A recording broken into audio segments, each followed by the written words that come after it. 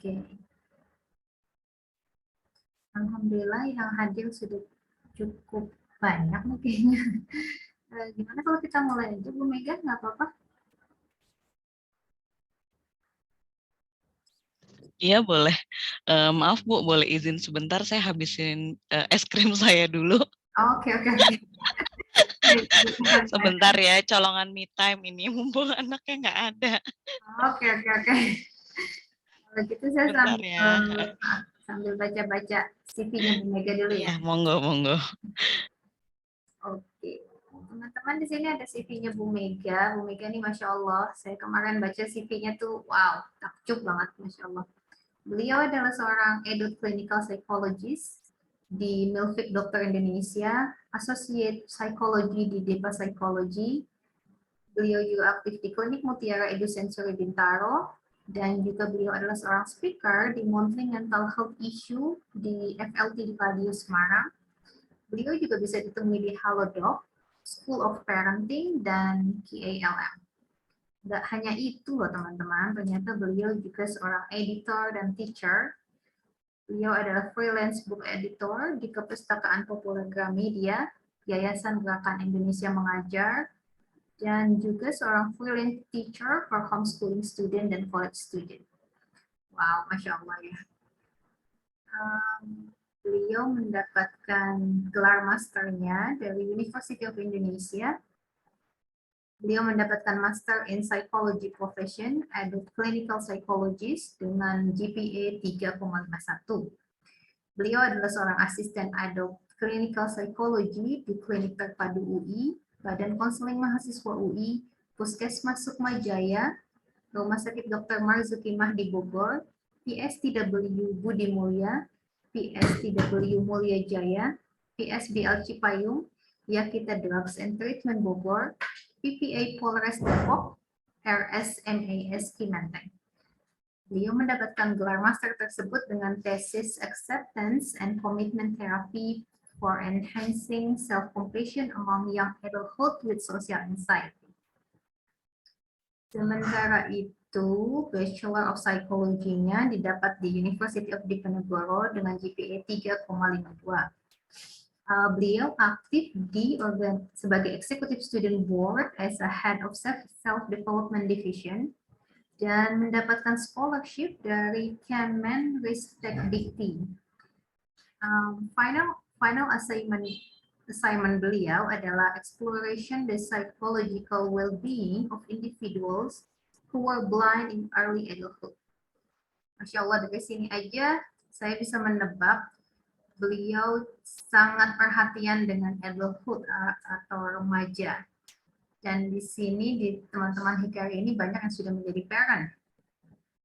Maka itu Ibu Mega insya Allah hari ini akan menjelaskan bagaimana cara memanage stres atau burnout saat kita mengasuh anak-anak kita nih yang tadinya masih kecil, masih lucu, nanti datang masa-masa sekolah mungkin ya, sampai masa-masa remaja, masa-masa mereka udah 13 tahun sampai 18 tahun, itu gimana nih kita ngadepin perubahan-perubahan hormonnya. Oke. Bu Mega masih dengan es krimnya atau gimana nih? Sudah selesai, alhamdulillah. Okay. Bentar ya, saya ini dulu. Oke. Setup, dah kelihatan kan? Aduh, nggak malu sih saya. Mohon maaf ya, soalnya begitu kan ya Bu ya, kalau ada anak kita kadang-kadang colongan me time-nya gitu. Ini mumpung anak lagi diamankan, jadi saya colongan makan es krim. Sebab kalau pas ada anak pasti ngicip terus. Ngicipnya saya segigit, dia segigit. Jadi pengen Kebanyakan menikmati dia es kali krim. ya. Iya, dipegangin sama dianya jadinya. Gitu, mohon maaf banget. Lagi pengen banget tadi soalnya. Baik, ini bisa kita mulai aja. Ya, oke, silakan. Oke, terima kasih sebelumnya ya saya sudah diajak kolaborasi gitu ya buat ngobrol pagi hari ini gitu ya. Ini kita ngobrol santai aja karena sebetulnya sepertinya di sini ibu-ibu yang lain, mbak-mbak yang lain di sini sudah lebih senior dari saya gitu ya. Sepertinya anaknya juga sudah lebih besar-besar daripada saya. Saya mau makan es krim aja colongan dulu. Mungkin kalau yang lain udah biasa gitu ya.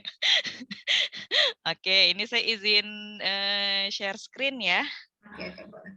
Oke, sebentar saya izin share screen.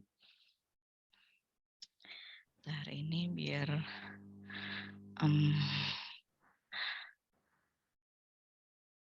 kok nggak kelihatan ya.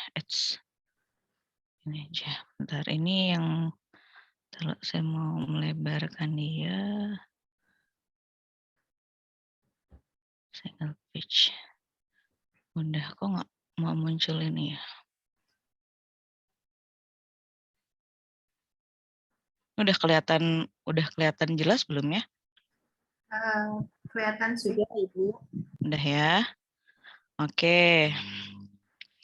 Oke, jadi sebenarnya judul temanya sederhana karena isinya juga sederhana. Nanti kita lebih banyak ngobrol aja ya gitu. Ini saya sih berpikirnya di sini kebanyakan mungkin ibu-ibu atau ibu-ibu semua jangan-jangan.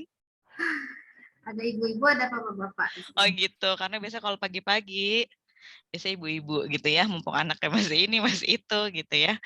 Oke, terima kasih sebelumnya ya. Assalamualaikum warahmatullahi wabarakatuh. Pagi hari ini kita akan ngobrol tentang manajemen stres saat mengasuh anak. Nah, ini mengasuh anak itu anak usia berapapun dari mulai newborn sampai anak udah remaja aja itu tantangannya ada dan pastinya beda-beda gitu ya. Jadi kita akan coba belajar manajemen stresnya untuk orang tua gitu. Karena sebetulnya dalam proses parenting memang ada term atau istilah yang disebut sebagai parenting stress tuh. Jadi memang ada dan itu sifatnya umum, tidak berbahaya sebetulnya ya kalau kita bisa menangani, tapi menjadi berbahaya kalau kita sampai depresi nggak kita sadarin gitu. Kadang-kadang ada orang tua yang sampai depresi baru datang, ibu saya kayaknya udah nggak ada gairah untuk apa namanya deket sama anak, deket sama suami. Nah kalau sudah begitu kita perlu lihat bagaimana kondisi dari si ibu tersebut gitu. Banyak nggak? Banyak, alhamdulillahnya gitu ya. Itu subhanallah bener, apalagi di masa pandemi gitu ya. Yang sekolah online, apa-apa online itu ternyata juga menambah gitu, menambah stres. Nah, hari ini kita akan ngobrolin apa aja. Yang pertama memahami apa itu stres pengasuhan, yaitu parenting stress ya. Terus penyebab dari stres pengasuhan apa, kemudian aspek-aspek yang mempengaruhi apa, faktor faktor dan sumber yang mempengaruhi apa, dan yang pastinya cara mengatasinya gitu ya. Ngapain kita ngomong masalah doang, nggak ada cara mengatasinya gitu kan. Nah, kemudian pertanyaan pertama nih sebelum lanjut lagi ya. Mungkin boleh dijawab di kolom chat, seberapa sering merasa stres saat mengasuh anak? Atau kalau malu-malu dalam hati aja deh dijawabnya gitu ya. Seberapa sering merasa stres saat mengasuh anak? Nilai 0 untuk kondisinya jarang mengalami stres dan nilai 100 kalau kita sering mengalami stres saat mengasuh anak. Anak usia berapapun. Ya, silahkan dijawab. Nggak ada yang jawab nih. 97. Ada yang 50, ada lagi. Saya juga kadang-kadang tinggi kok, ini beneran deh. Oke, berarti lumayan ya gitu ya, nggak dipungkirin kita sendiri pasti mengalami stres juga ya saat mengasuh anak di jenjang usia berapapun anak kita. Ada lagi nih yang menjawab 25, stres karena banyak kerjaan juga, betul sekali. Nah nanti kita lihat ya, nih kan ini dengan ibu siapa ya yang pakai akunnya Hikari ya gitu ya, stres karena banyak kerjaan juga. Nah ini nanti kita lihat ya, itu faktor memang penyumbang stres pada orang tua gitu. Kemudian, nah sebelumnya ini karena kita udah mau masuk materi, Bismillah dulu ya, Bismillahirrahmanirrahim. Mudah-mudahan Allah berkahi apa yang kita bahas pada pagi hari ini gitu ya, menjadikannya manfaat buat kita semua gitu ya. Nah, ini quotes pertama, aduh pecah gambar. Ibu adalah madrasah pertama bagi anaknya. Sering apa? Sering banget nih baca ini. Sering apa? Sering banget, sering gitu ya. Kadang-kadang kalau baca quotes gini rasanya tertekan atau happy? kira-kira kalau baca ini terus-terusan dilihat gitu, ibu adalah madrasah pertama bagi anaknya. Kalau kitanya lagi tenang, kita merasa iya ya gitu, kita harus cari ilmu gini, kita harus belajar terus ya buat anak, buat diri kita juga gitu ya. Tapi kalau misalnya kitanya lagi nggak oke ya, baca begini rasanya pengen nangis ya nggak sih gitu kan rasanya. Ya Allah gitu ya, sudah dikasih tanggung jawab, dikasih ini, tapi kitanya begini gitu kan pasti ada um, refleksi begitu sebagai seorang ibu, bahkan seorang ayah pun demikian gitu ya. Cuman memang kita tahu ya peran ibu itu memang sangat penting banget gitu ya, apalagi agak khawatir ya Bu, tapi jadi termotivasi harus belajar lagi. Iya betul, benar. Makanya kalau kita kondisinya lagi stabil, kita termotivasi belajar. Tapi kalau lagi tidak stabil, baca tulisan begini saja kadang-kadang sudah deg-degan sendiri gitu ya. Apalagi tuntutan di sini gitu ya, ibu itu harus bisa begini begitu. Banyak banget quotes tentang ibu harus begini begitu, tekanannya tinggi banget gitu. Dan ini memang banyak klien saya yang mengalami karena merasa tertekan oleh lingkungan, akhirnya mengalami burnout pengasuhan, stres pengasuhan. Nah, tapi sebetulnya yang perlu kita tahu, pengasuhan itu tanggung jawab siapa? Ibu aja atau gimana gitu kan?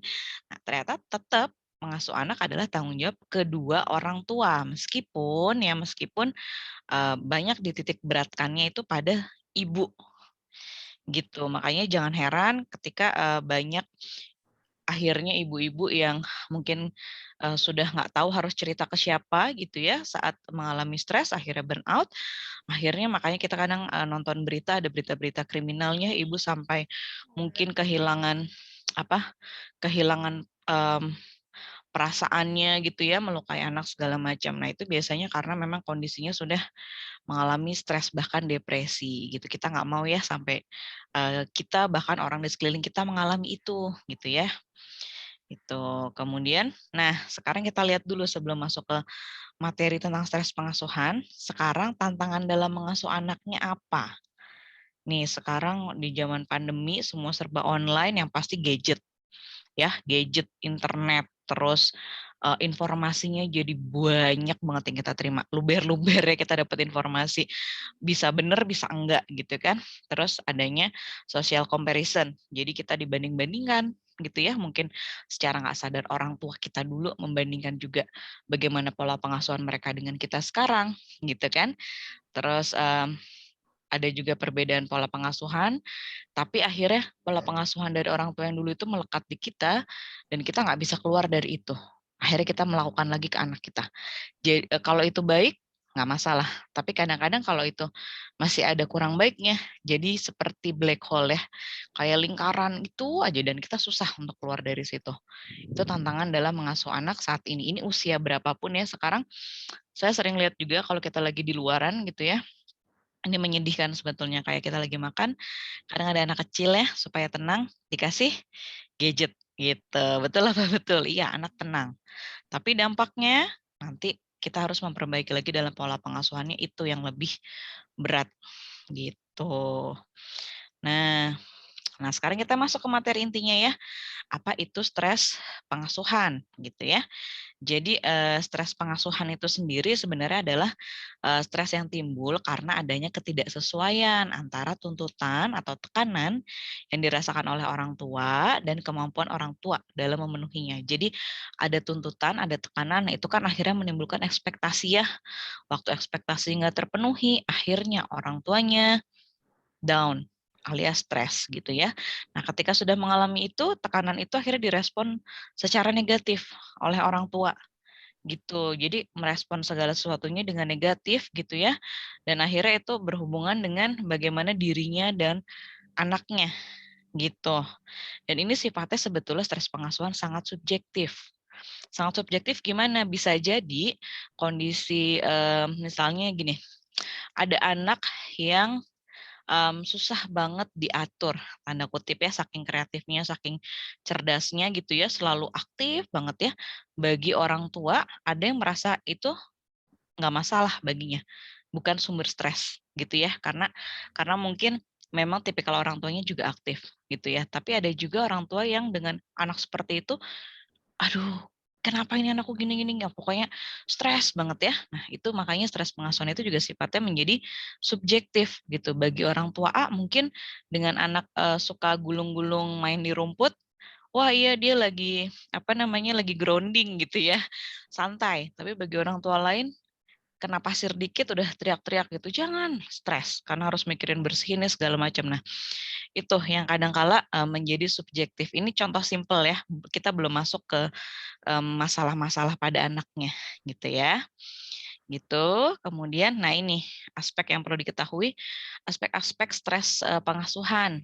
Nah, yang pertama ada parent distress atau pengalaman stres dari orang tuanya. Tadi termasuk yang di chat ya, karena kerjaan juga banyak. Nah, itu masuk ke parent distress. Terus yang kedua, difficult child. Jadi ada perilaku anak yang sulit. Nah, seperti tadi sempat saya singgung.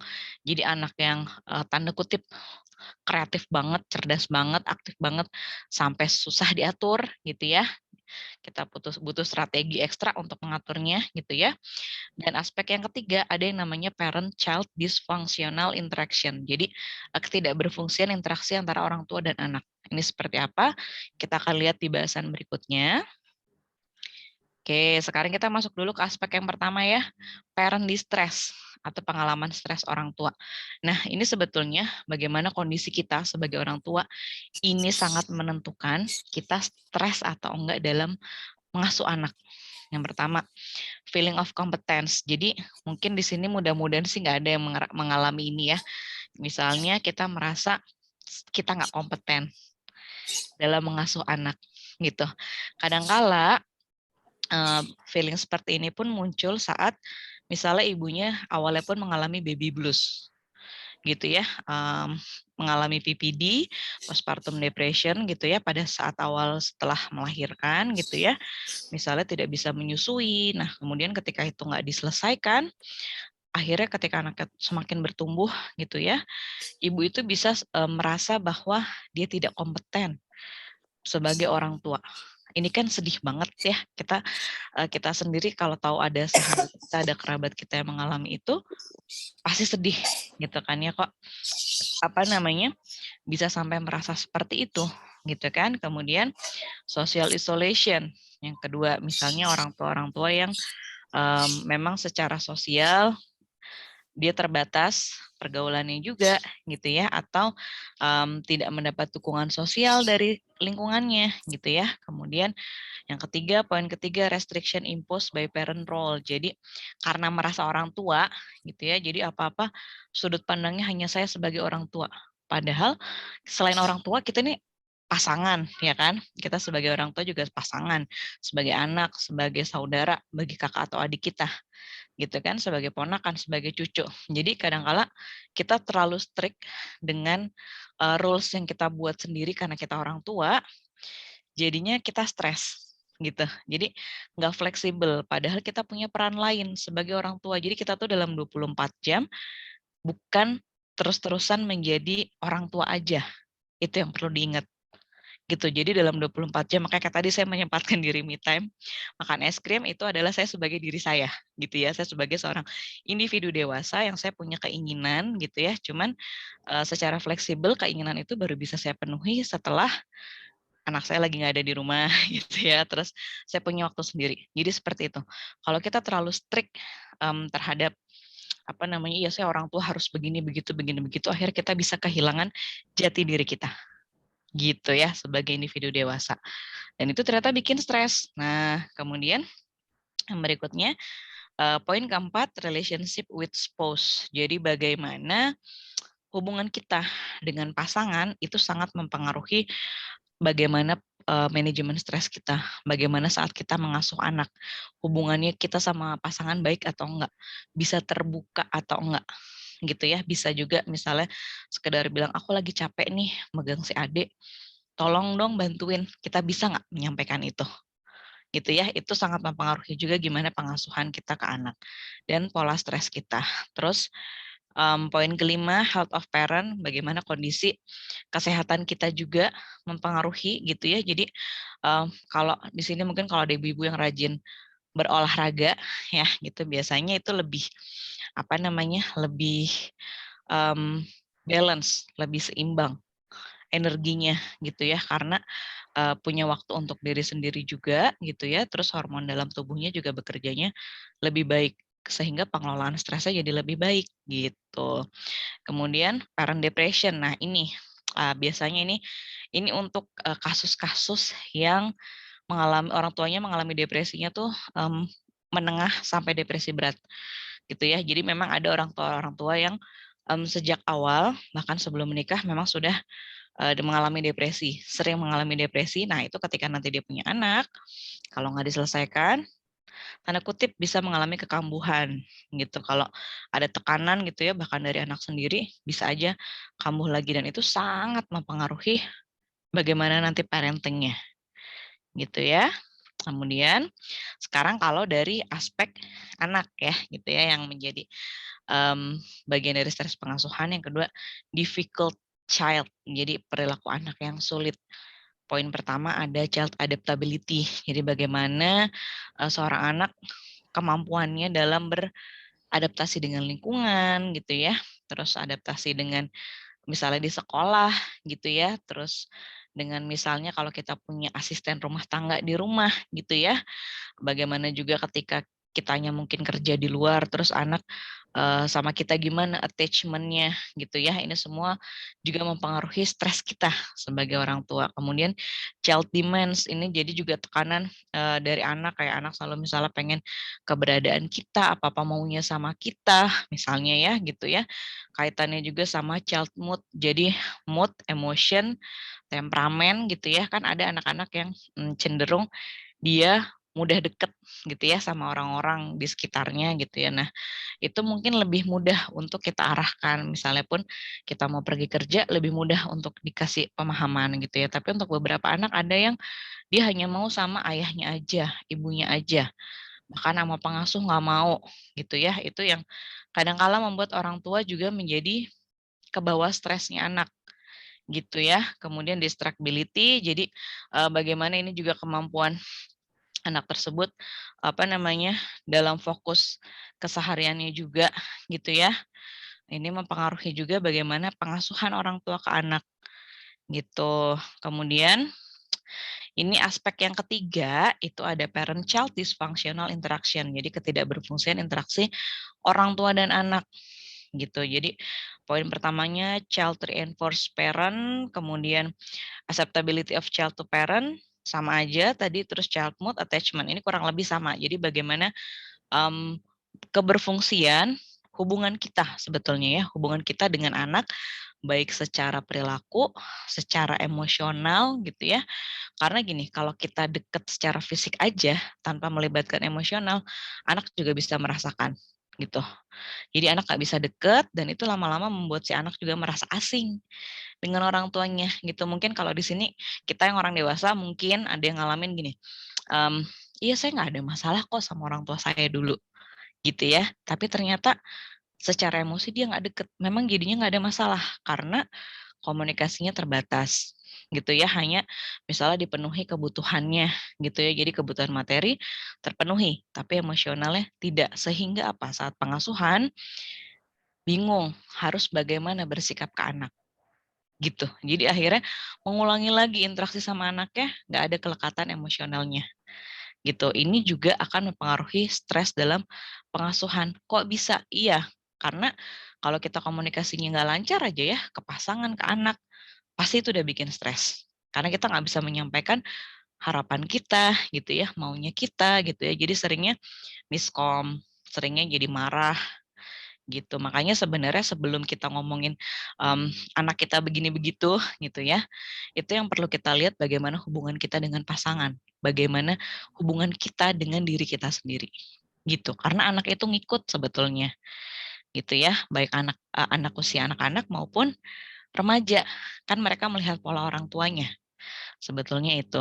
Nah, kemudian ini, sumber stres pengasuhan. Nah, ini poin-poin penting yang tadi sempat juga ada yang menjawab di chat, ya karena kerjaan juga. Nah ini, jadi sumber stres individu. Jadi bagaimana orang tuanya sendiri tuh punya sumber stres gitu. Terus sumber stres dalam keluarga apa? Misalnya masalah keuangan, kemudian masalah pembagian peran di rumah, kemudian masalah hubungan dengan keluarga besar, dengan orang tua, gitu. Itu mempengaruhi juga. Terus sumber stres dalam tuh, komunikasi dan lingkungan.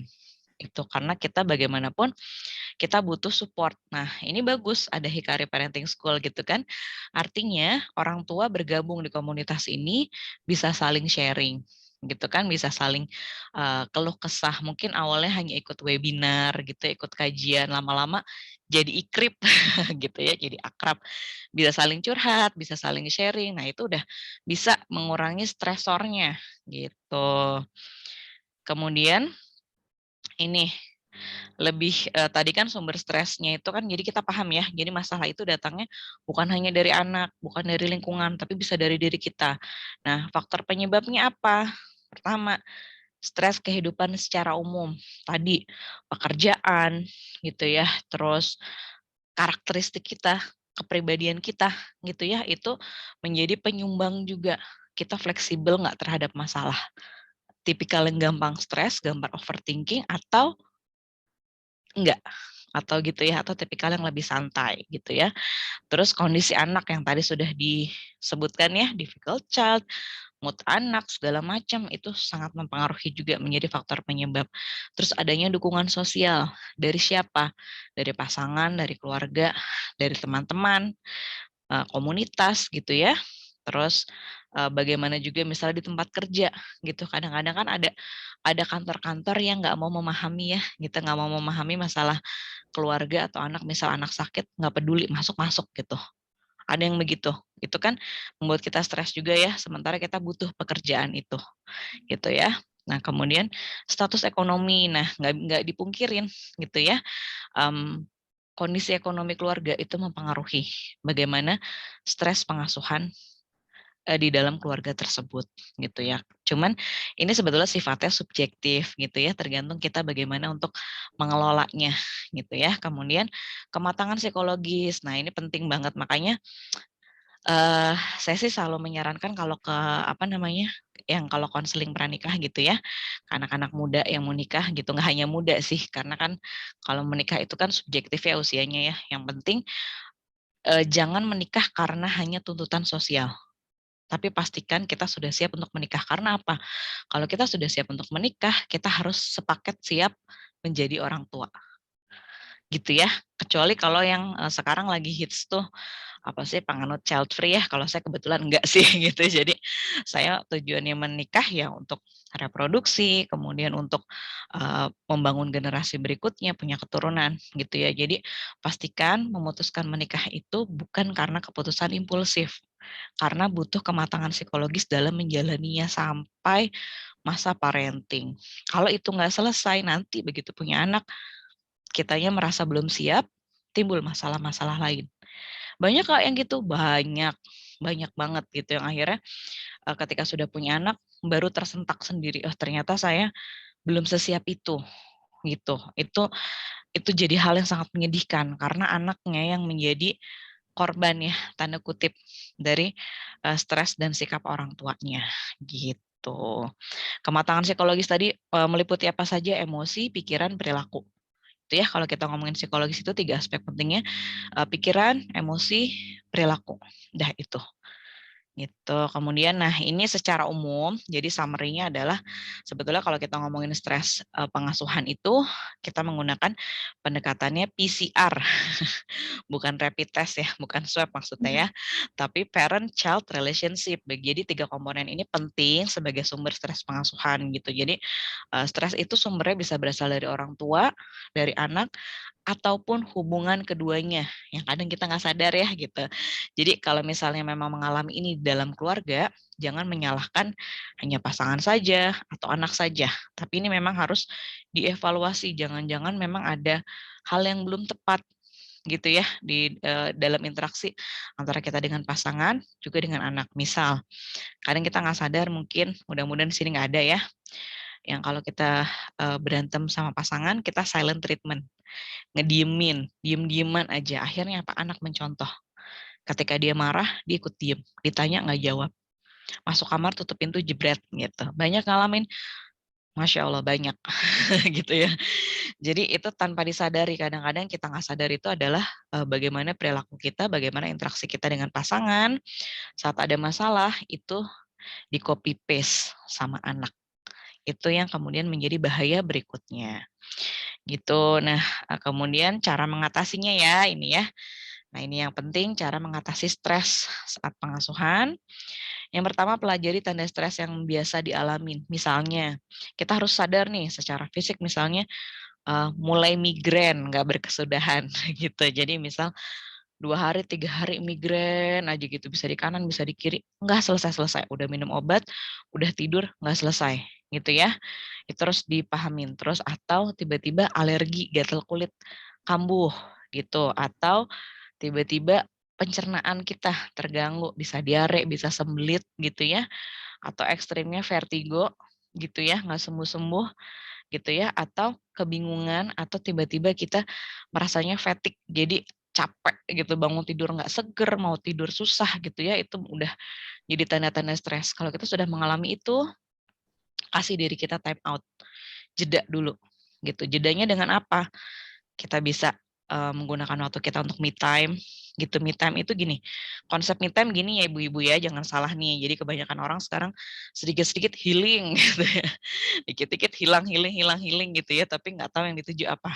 Daripada kita healing, butuh merasa healing terus ya, kita rutinkan melakukan me time atau time out dari rutinitas. Misal, kalau saya me time-nya itu biasa di hari Sabtu, karena di hari Sabtu saya biasanya praktek gitu ya, bisa sampai siang atau sore. Nah, disitulah waktu me time saya gitu. Kadang kadang me time itu kita nggak harus keluar ketemu temen kok. Kayak tadi saya nyempetin makan es krim pagi hari gitu ya, itu udah me time buat saya. Itu time out sejenak buat saya supaya nanti ketika anak pulang saya udah fresh lagi gitu. Terus mungkin kalau yang suka olahraga bisa berolahraga gitu ya, atau masak, cobain resep baru gitu ya, atau minimal gini, kalau kita mau time out sebentar dari rutinitas, kita kasih tahu pasangan kita.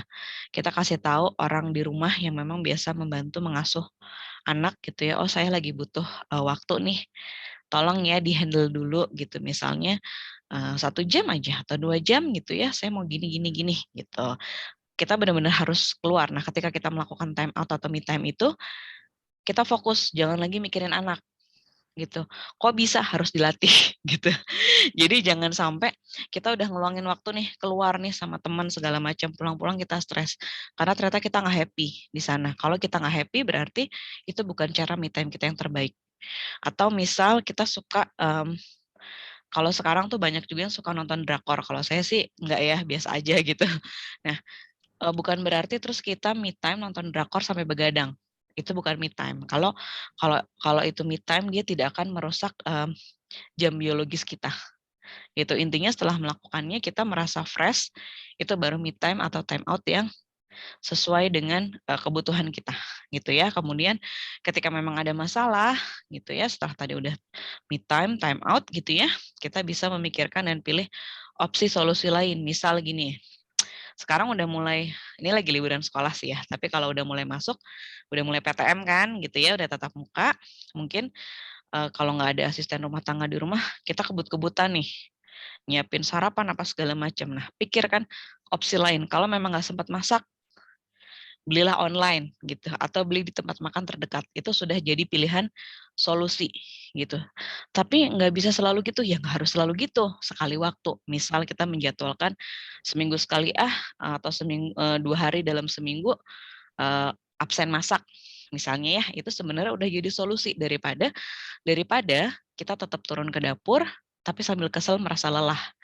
Biasanya kalau saya sih ngalamin ya, biasanya kalau kecapean banget, terus maksain diri masak, itu masakannya zonk. Entah entah entah hambar, entah asin gitu, ada aja lah gitu, atau pernah juga gosong gitu ya. Jadi kalau memang lagi lelah banget dan kita ada rezeki lain, kasih opsi lain aja gitu ya. Itu, terus atau misal kalau di sini yang, merasa stres dengan pekerjaan domestiknya adalah nyetrika gitu ya, mungkin habis dicuci kasih aja sama ahlinya ke laundry gitu ya, tolong disetrikain gitu ya, tapi nggak tiap hari, sekali waktu aja gitu. Yang penting kita tahu ketika udah tanda stres itu muncul, kita cari opsi lain deh gitu, jangan menunggu sampai meledak gitu ya. Karena kalau udah meledak itu bisa mempengaruhi juga hubungan kita dengan pasangan dan anak gitu. Kemudian yang keempat, cara mengatasinya belajar teknik pernafasan atau meditasi atau bisa juga zikir, tapi zikir diikuti dengan teknik pernafasan. Jadi kita tarik nafas, kita tahan gitu ya, terus kita hembuskan perlahan. Kita lakukan terus sampai kita merasa tenang. Dan ini bisa dilakukan kapan aja, termasuk saat misal kita udah ngeliat rumah berantakan, udah kesel nih ya gitu anak kok main aja semua ditumpahin gitu ya. Kalau anak-anak yang di bawah 3 tahun mungkin gitu ya, kita harus ngajarin beresinnya berulang kali gitu ya, atau sesimpel misal mungkin ada yang ngalamin gitu ya, skincare kita gitu ya, jadi mainan gitu ya, terus habis gitu ya, jadi kita inhale, exhale gitu. Oke, skincare bisa beli lagi gitu ya, tapi misalnya bulan depan, tapi yang penting jangan sampai kita meledak gitu ya. Terus olahraga bersama, ini bersama siapa? Bisa bersama anak. Misal anaknya udah bisa main sepeda gitu ya, udah mulai atau balance bike, kita yang main sepeda keliling bareng gitu, atau kita yang jalan kaki anak sambil nemenin anak main balance bike gitu ya, atau main sepeda biasa gitu ya, atau berenang bareng, main bola bareng gitu ya. Kegiatan bersama yang sifatnya fisikal gitu ya, atau bisa juga sebenarnya kayak masak-masak bareng, tapi catatannya gini ya, kalau masak bareng anak itu biasanya double double apanya ya, double berantakannya, double double double lah semuanya gitu. Cuman memang setelahnya anak biasanya senang gitu. Jadi kita harus siap aja dengan itunya. Kalau itu menjadikan kita stres berarti cari cara lain gitu ya. Terus yang keenam, meluangkan waktu untuk tertawa dan melakukan hobi. Caranya gimana? Bisa nonton video lucu, bisa baca komik gitu ya, bisa sekedar mungkin video call sama sahabat yang memang kita deket, sehingga kalau ngobrol apapun bisa jadi candaan yang awalnya mungkin kita rasanya pusing gitu ya, tapi setelah ngobrol sama dia jadi ketawa bareng gitu ya, atau melakukan hobi tadi gitu ya, kalau yang hobi olahraga, hobi masak, hobi apapun, hobi membaca misalnya gitu ya. Terus yang ketujuh, ikut supporting group. Salah satunya ini ya, mungkin Hikari ya, karena tiap minggu kayaknya ada kajian ya, gitu ya. Ini juga menjadi supporting group atau grup-grup lain deh, komunitas sekarang banyak banget ada yang komunitas sifatnya apa namanya, kayak di daerah gitu ya, kayak kalau saya juga gabung di Ciledug Female Community karena pernah tinggal di Ciledug gitu ya. Jadi akhirnya kenalan sama banyak orang-orang di situ gitu ya. Itu kadang-kadang jadi tempat yang menjadi rileks gitu, baca WA grupnya aja tuh udah bikin ketawa misalnya, gitu-gitu tuh penting nggak penting tapi sebaiknya punya gitu ya. Dan pastikan kita punya teman nyata juga ya gitu. Jadi jangan sampai kita nggak punya teman nyata karena sekarang memang semuanya serba online gitu. Jadi dan gini, bijak juga dalam bermedsos gitu. Kadangkala sekarang itu yang tanpa kita sadari, stresor utama kita itu bisa jadi ada di media sosial. Kita melihat postingan teman, kita melihat nggak hanya teman, tapi postingan dari akun-akun yang memang kredibel kadang-kadang bikin kita sering, "Oh begini ya, kok aku masih jauh dari itu." Nah kalau kalau sifatnya kita melihat medsos kita jadi stres, artinya kita harus diet medsos dulu untuk mengurangi stres itu. Karena itu mempengaruhi apa? Pengasuhan dan hubungan dengan pasangan. Gitu. Nah, ini ada lagi teknik yang ini biasa saya ajarkan ke klien gitu ya. Dan ini sifatnya selain tadi teknik pernafasan kita bisa lakukan sendiri, ini namanya teknik grounding. Jadi 5, 4, 3, 2, 1 artinya saat kita memang lagi stres, freezing gitu ya. Kadang kalau kita stres kan kita diem nih. Diem terus pikiran kemana-mana kadang-kadang gitu ya. Mana dulu yang harus diselesaikan gitu ya. Kalau udah di kondisi stuck, ingat teknik grounding ini ya, 5, 4, 3, 2, 1 di mana coba kita lihat 5 benda yang kita lihat ada di sekitar kita. Sebutkan gitu ya, misalnya oh meja, charger, laptop, kaca gitu ya, roti gitu misalnya, apapun yang kelihatan.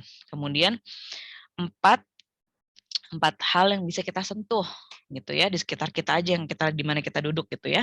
Misalnya kulit, terus handphone, jadi meja, jadi kita sentuh benda-benda yang ada di sekitar kita gitu ya. Syukur-syukur punya tekstur yang beda. Jadi kita juga semakin kaya indera kita gitu ya. Kemudian 3 hal yang bisa kita dengar di sekitar kita. Oh, suara AC, suara motor, suara apa lagi? Suara nyamuk gitu misalnya ya. Terus dua aroma gitu ya yang bisa kita cium gitu ya, yang bisa kita baui dari sekitar kita. Oh, bau minyak kayu putih gitu ya, sama oh ada bau parfumnya dikit gitu. Nah, hal-hal kayak gitu. Terus atau satu apa namanya, satu lidah tuh rasa ya, satu hal yang bisa kita rasakan. Misalnya di lidah, kalau karena tadi saya habis makan es krim, terus saya minum, masih ada dikit sisa-sisa manis ya gitu. Nah, gitu. Ini teknik grounding yang paling simple banget dan bisa kita lakukan kapan aja dalam kondisi apapun, gak hanya saat stres, tapi saat kita mungkin merasa freezing, merasa stuck, merasa benar-benar bingung mau ngapain, kita bisa coba ini. Gunanya apa? Kalau kita kaitkan dengan rasa bersyukur kita juga ya, berarti ini indera kita gunakan semua, dan kalau kita masih bisa merasakan berarti apa? Kondisi kita sebetulnya masih oke, gitu ya. Kita masih bisa merasakan, masih bisa melihat gitu ya. Dari situ mudah-mudahan kita menjadi lebih tenang gitu. Ditambah dengan tadi teknik pernafasan gitu ya. Atau kalau di sini ada yang pernah ikut latihan mindfulness itu juga bagus gitu. Nah, terakhir memang dalam pengasuhan doa ini harus sering kita sebutkan. Robi habli minas solihin. Mudah-mudahan kita dikaruniai anak-anak yang soleh-solehah gitu ya, supaya kitanya juga lebih tenang gitu ya. Gitu ya, sekarang udah materi dari saya sih itu aja gitu, karena mendingan kita banyak diskusi aja gitu ya, hanya poin-poin besar aja. Sekarang masuk sesi tanya jawab gitu. Terus yang terpenting ya, do something today that your future self will thank you for. Jadi ya, kita sebagai orang tua sekarang lakuin aja apa yang bisa kita lakukan dengan cara terbaik untuk hasil terbaik gitu ya, supaya tidak ada penyesalan di kemudian hari. Apalagi kalau kaitannya dengan parenting ke anak gitu ya. Kalau misalnya mungkin di sini ada orang tua yang punya isu parenting, dalam artian gini, isu tentang bagaimana hubungannya dulu dengan orang tua, dengan keluarga gitu ya. Mudah-mudahan bisa diperbaiki selama proses pengasuhan saat ini, supaya kita nggak membentuk anak kita seperti kita yang dulu gitu. Oke, udah itu sama ya ini. Kalau praktek saya di sini ya, saya prakteknya di area Bintaro, masih di Tangsel juga gitu. Jadi mudah-mudahan masih bisa sambung silaturahmi. Begitu Ibu Ibu Rogaya ya, materi dari saya gitu ya. Sekarang boleh diskusi dan tanya jawab. Oke, terima kasih Ibu Mega. Ini catatan Sama-sama. saya depan belakang ini. Alhamdulillah ini banyak banget poin-poin yang bisa saya ambil, Masya Allah. Kadang-kadang kita nggak sadar, mungkin ini hal-hal yang remeh-temeh, tapi kalau diingetin lagi tuh kayak, oh iya ya, kok bisa lupa ya, kayak gitu. Jadi, calm down diri sendiri. Oke, untuk selanjutnya teman-teman yang mau bertanya atau mau diskusi, silahkan. Silahkan monggo, atau mau sharing aja juga nggak apa-apa gitu. Kadang-kadang kan kita butuh insight ya dari orang-orang lain gitu ya, untuk validasi yang kita lakukan benar atau enggak gitu. Sebenarnya saya udah di DM nih Bu Nuning. Oke. Langsung.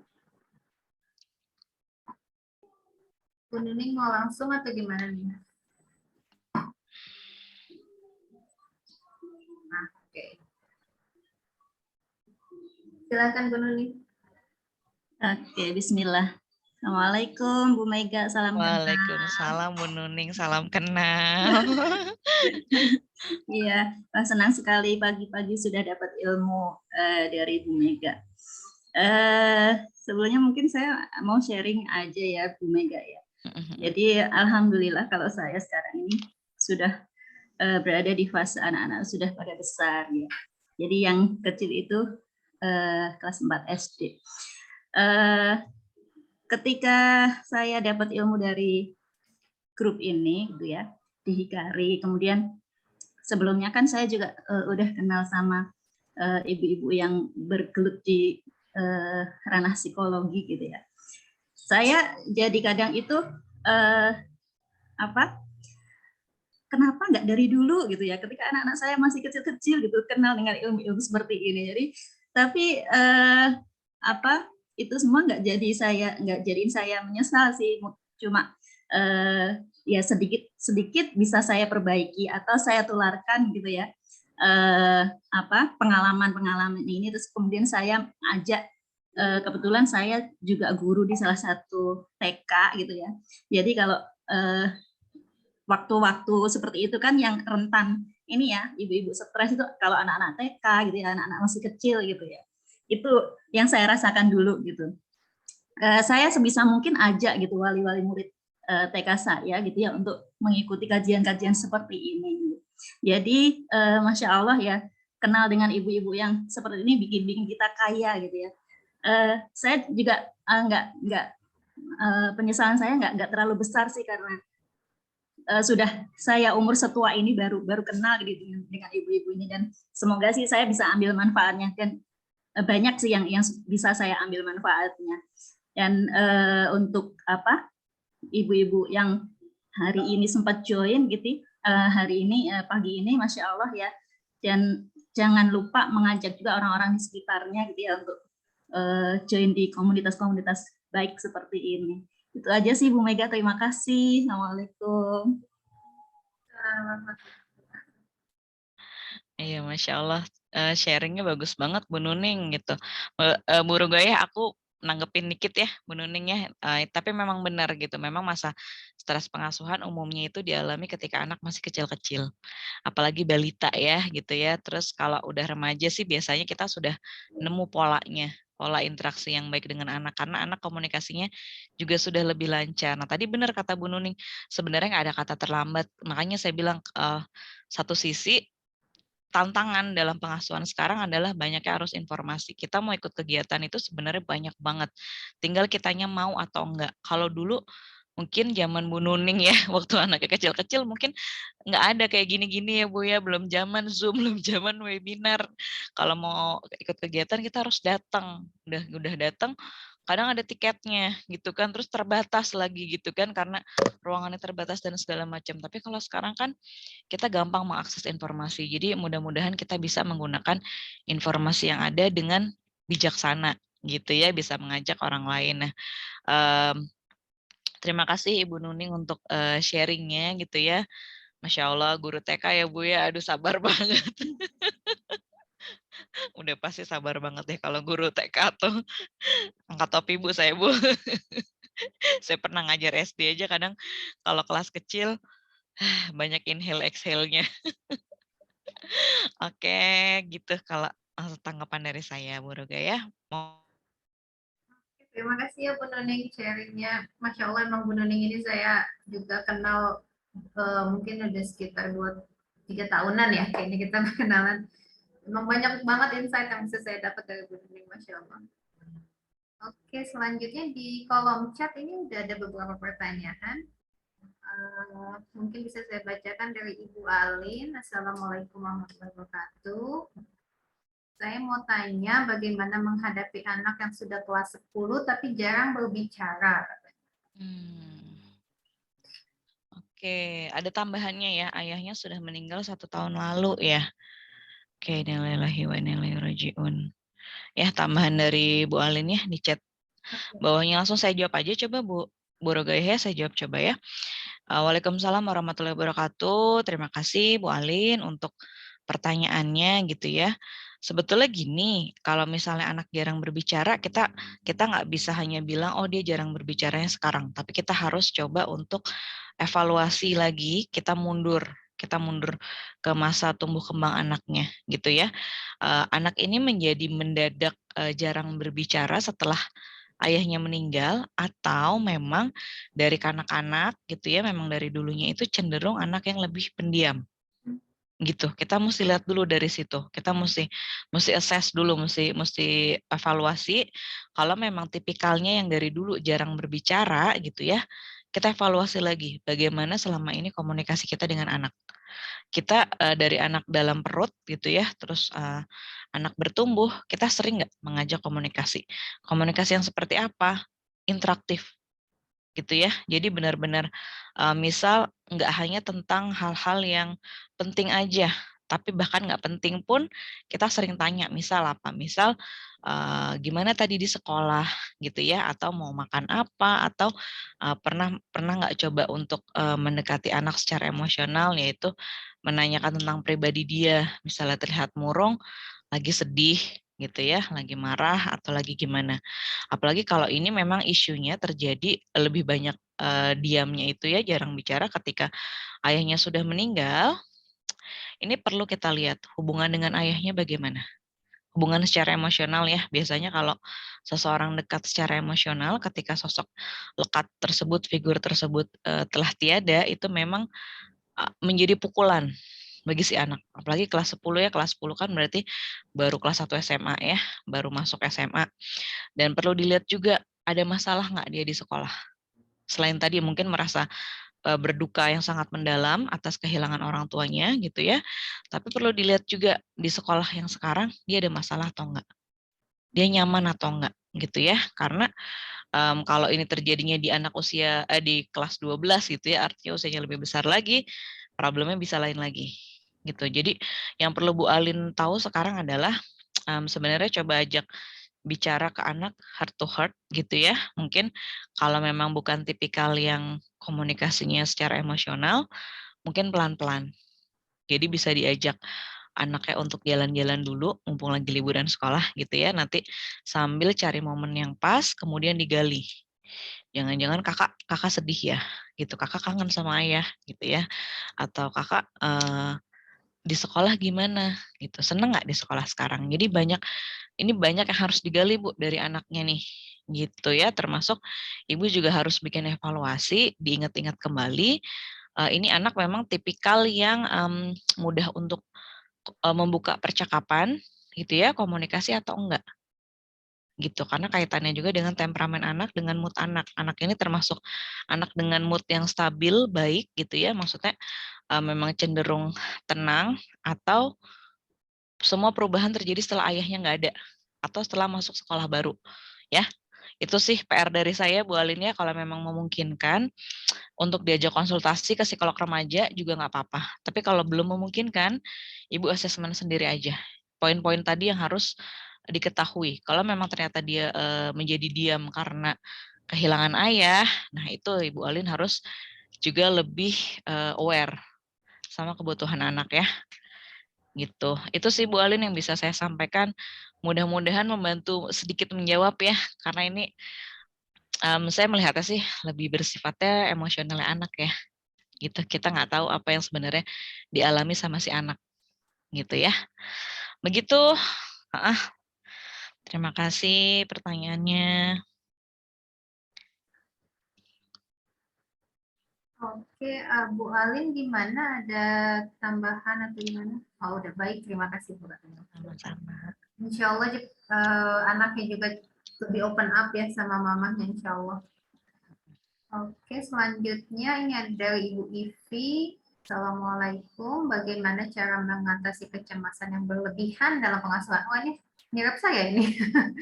Serba khawatir dan takut. Waduh, ini apa saya? Apa bukan ya? Silakan Ibu Mega.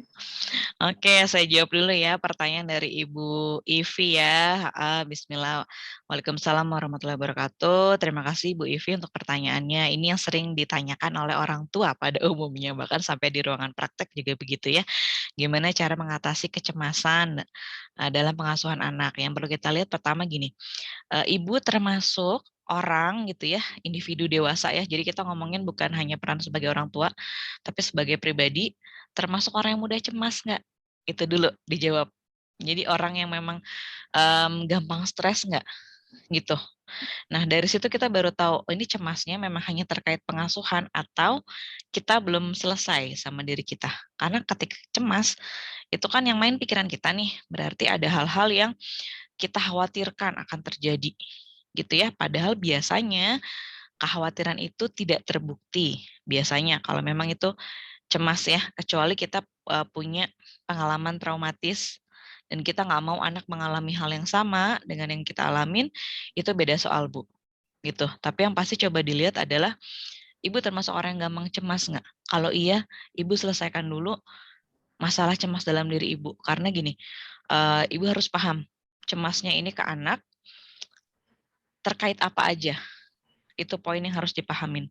Jadi misalnya saya tuh cemas takut anak saya, misalnya contohnya gini deh ya, kalau saya punya klien, jadi karena dulunya dia mengalami bullying gitu ya, bukan klien ini saya sih, jadi ada cerita gitu ya.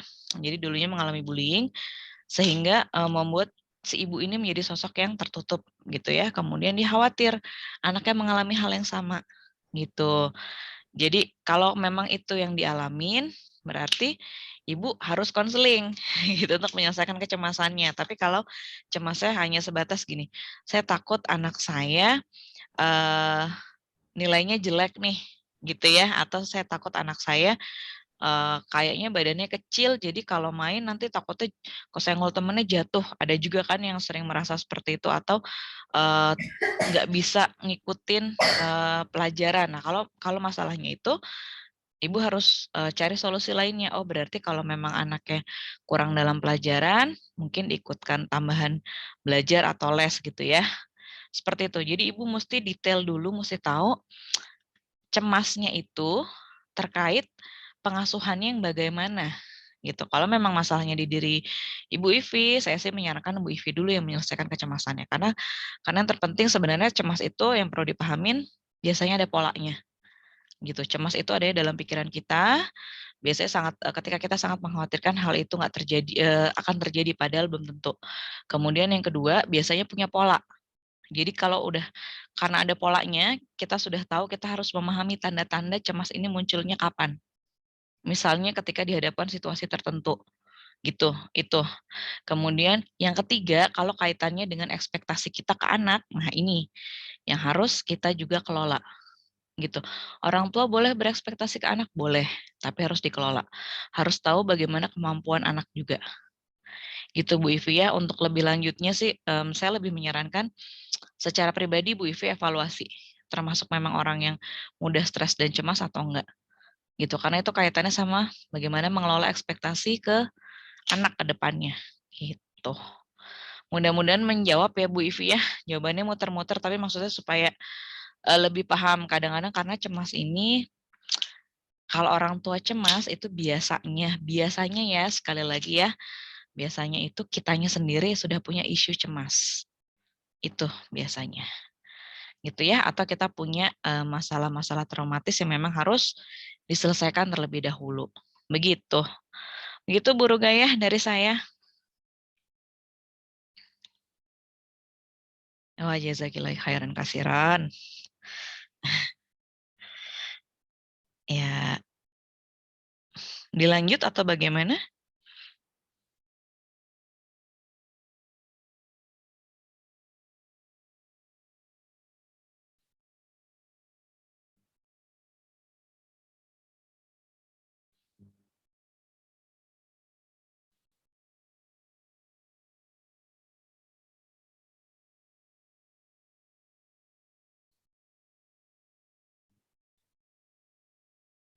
Mesti di-mute Bu Rogaya? Oke.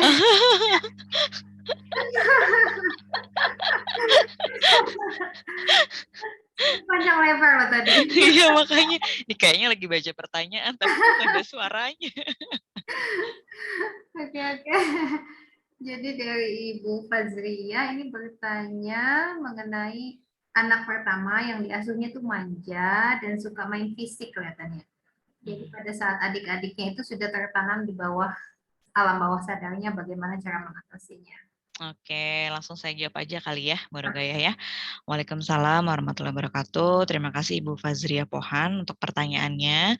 Ini aplikatif banget pertanyaannya ya gitu, karena banyak juga yang mengalami begini. Jadi ini mungkin perlu diingat dulu dan dilihat ya rentang usia anak pertama dengan adik-adiknya jaraknya berapa tahun gitu. Kalau misalnya, karena ini ada kata-kata gini, apakah cara mengasuh anak sejak kecil sudah dididik manja? Bisa jadi biasalah anak pertama ya gitu kan, namanya kita ke anak pertama pasti beda dengan anak berikutnya ya gitu kan, termasuk kehamilan pertama dengan kehamilan kedua ketiga gitu, itu pasti ada bedanya lagi gitu kan. Nah kalau dikatakan pengaruh, pasti pengaruh gitu. Pengaruhnya gini, bisa jadi maksud kita tidak memanjakan, tapi namanya kita baru punya anak satu pada saat itu, anak pertama, pasti kita mau kasih yang terbaik dong. Walaupun anak kedua, ketiga juga maunya yang terbaik. Tapi kan ketika kelahiran anak kedua, ketiga, dan berikutnya, kita harus berbagi peran. Kita harus adil, gitu kan, antara sesama anak. Nah, bisa jadi gini, ini makanya saya butuh tahu sih, jarak usia kakak dan adik-adiknya berapa tahun. Kalau terlalu berdempetan, bisa jadi gini, bisa jadi kakak pada saat kehadiran adik secara mental dia belum siap. Belum siapnya gimana? Mungkin gini, kan idealnya kalau kita mau menyambut kelahiran anak kedua, kita melibatkan semua keluarga ya, keluarga inti. Maksudnya kita melibatkan suami, kita melibatkan yang paling penting si kakak. Gitu untuk Kak ini apa namanya? Adik kakak mau punya adik loh gitu. Jadi mulai kita tanya, kayak adiknya mau cewek atau cowok, dari hal-hal yang kayak gitu. Sesederhana itu supaya anak bisa berimajinasi juga, oh saya mau punya adik, saya mau punya adik. Terus mulai dikasih tahu gitu kan, nanti kalau ada adik berarti ada mainan yang bisa dimainin sama-sama, ada yang punya kakak dan punya adik gitu. Jadi itu untuk usia berapapun anak bisa mulai diajak komunikasi gitu, termasuk menyambut kelahiran adik, memilihkan peralatannya, baju-bajunya, atau sejak bayi misalnya kakak dilibatkan membantu gitu ya, nemenin dan segala macam. Nah, coba dilihat lagi Bu, dari apa namanya, dari pola-pola itu memang sudah terbentuk tidak ke kakak gitu ya. Kakak sudah mulai memang paham, oh ya ini adik, artinya kalau sama adik itu bukan sama musuh. Jadi kalau misalnya ada hal yang nggak sesuai sama maunya kakak, kakak tuh bisa ngomong loh gitu. Jadi ini orang tuanya sih yang harus ngajak ngomong duluan, karena namanya anak-anak biasanya kan karena dia nggak tahu gimana cara komunikasi, dia pakainya emosi ya gitu. Apalagi biasanya sih anak pertama dia nggak ada yang dicontoh kan gitu ya, dia nggak ngelihat gitu. Jadi yang dia tahu kalau dia pengen sesuatu harus terpenuhi, caranya beragam, tantrumnya beragam. Beda dengan nanti adiknya. Adik melihat kakak, iya bisa aja terekam dan mengikuti. Makanya mumpung masih bisa diarahkan, coba diajak komunikasi. Jadi setiap si kakak marah gitu ya, kitanya fokus ke kakak dulu. Adiknya biarin dulu gitu. Misalkan ada ayahnya juga ya, atau ada pengasuh atau ada keluarga lain di rumah gitu ya. Titipin dulu adiknya. Kita fokus ngobrol sama kakak. Dan jangan lupa untuk meluangkan waktu quality time sama si kakak gitu, supaya kakak nggak merasa tersisihkan gitu. Karena umumnya memang karena kakak itu kan nggak punya contoh gitu, apalagi kalau dia mulai sekolah ya, dia juga bisa melihat interaksi temennya. Ada temennya yang mungkin kalau lagi marah gitu ya, melakukan hal yang sama, akhirnya dia dilakukan itu di rumah ke adik-adiknya tanpa dia sadari dan dia pahamin. Jadi tugasnya kita memang nanyain, kakak kenapa kalau marah sama adik kok mukul misalnya gitu. Kalau dipukul tuh sakit nggak sih kak gitu. Gitu ya, karena kalau sampai fisik biasanya ada emosi yang dia belum bisa kelola gitu. Akhirnya keluar lewat fisik, entah memukul, menendang gitu ya, teriak, atau melempar barang gitu ya, atau mencakar gitu ya, itu bisa gitu. Atau tiba-tiba merebut mainan adik, berarti perlu dilihat, oh jangan-jangan kakak nih lagi pengen diperhatikan, merasa tersisihkan, itu juga bisa. Gitu ya Bu ya, coba kalau si kakak bisa diajak komunikasi, tanyain gitu. Karena sebetulnya anak umur berapapun itu bisa kita kasih pemahaman. Even Mbak Tita di bawah 3 tahun yang komunikasinya terbatas, kalau kita ngomongin heart to heart gitu ya, anak itu menangkap emosi yang kita rasakan kok. Gitu. Yang penting kitanya yakin bismillah Allah bantu gitu. Itu sih kalau dari yang saya alamin juga gitu ya, mau saat anak saya kecil pun kadang kita ngerasanya dia nggak paham, tapi dia mencerna. Kalau kita sering ulang, dia mencerna, lama-lama dia paham. Tapi kalau kita hanya sekali terus merasa dilawan dan kita nggak ulangin, ya anak akan mengulangi perilaku yang sama lagi karena merasa dibenarkan. Gitu. Mungkin mudah-mudahan menjawab ya Bu Fazriah gitu ya. Kalau ini kan karena kasusnya jadi kakak dan adik ya. Gitu, jangan sampai kasus sibling rivalry-nya kebawa sampai besar. Gitu. Jawabannya Bu Mega. Bu Fazliah gimana jawabannya? Sudah jelas atau masih ada yang mau didiskusikan? Oke, sekarang kita ke Ibu Sari ya. Ibu Sari sama Ibu Fatima udah Pesen. udah dari tadi kayaknya. Dari tadi itu. Oke, Ibu Sari. Ya. Ya, Assalamualaikum warahmatullahi wabarakatuh. Waalaikumsalam. Salam kenal Bu Mega. Salam Sesama kenal. member CFC nih. Oh, Saya Rancil dulu. oh gitu. Kemarin nggak datang ya. Iya, nggak datang saya, nggak bisa kemarin. Iya, jadi saya ketemu dia di sini. Tapi maaf ya, saya nggak bisa on cam. Iya, nggak apa-apa Bu. Soalnya masih bersama pasukan. Jadi ini saya sedikit curhat juga ya. Silahkan. Mumpung bisa curhat dan mempertanyakan permasalahan. Sebenarnya kan anak saya 4 gitu. Dan saya masih di fase capeknya. Karena semuanya balita.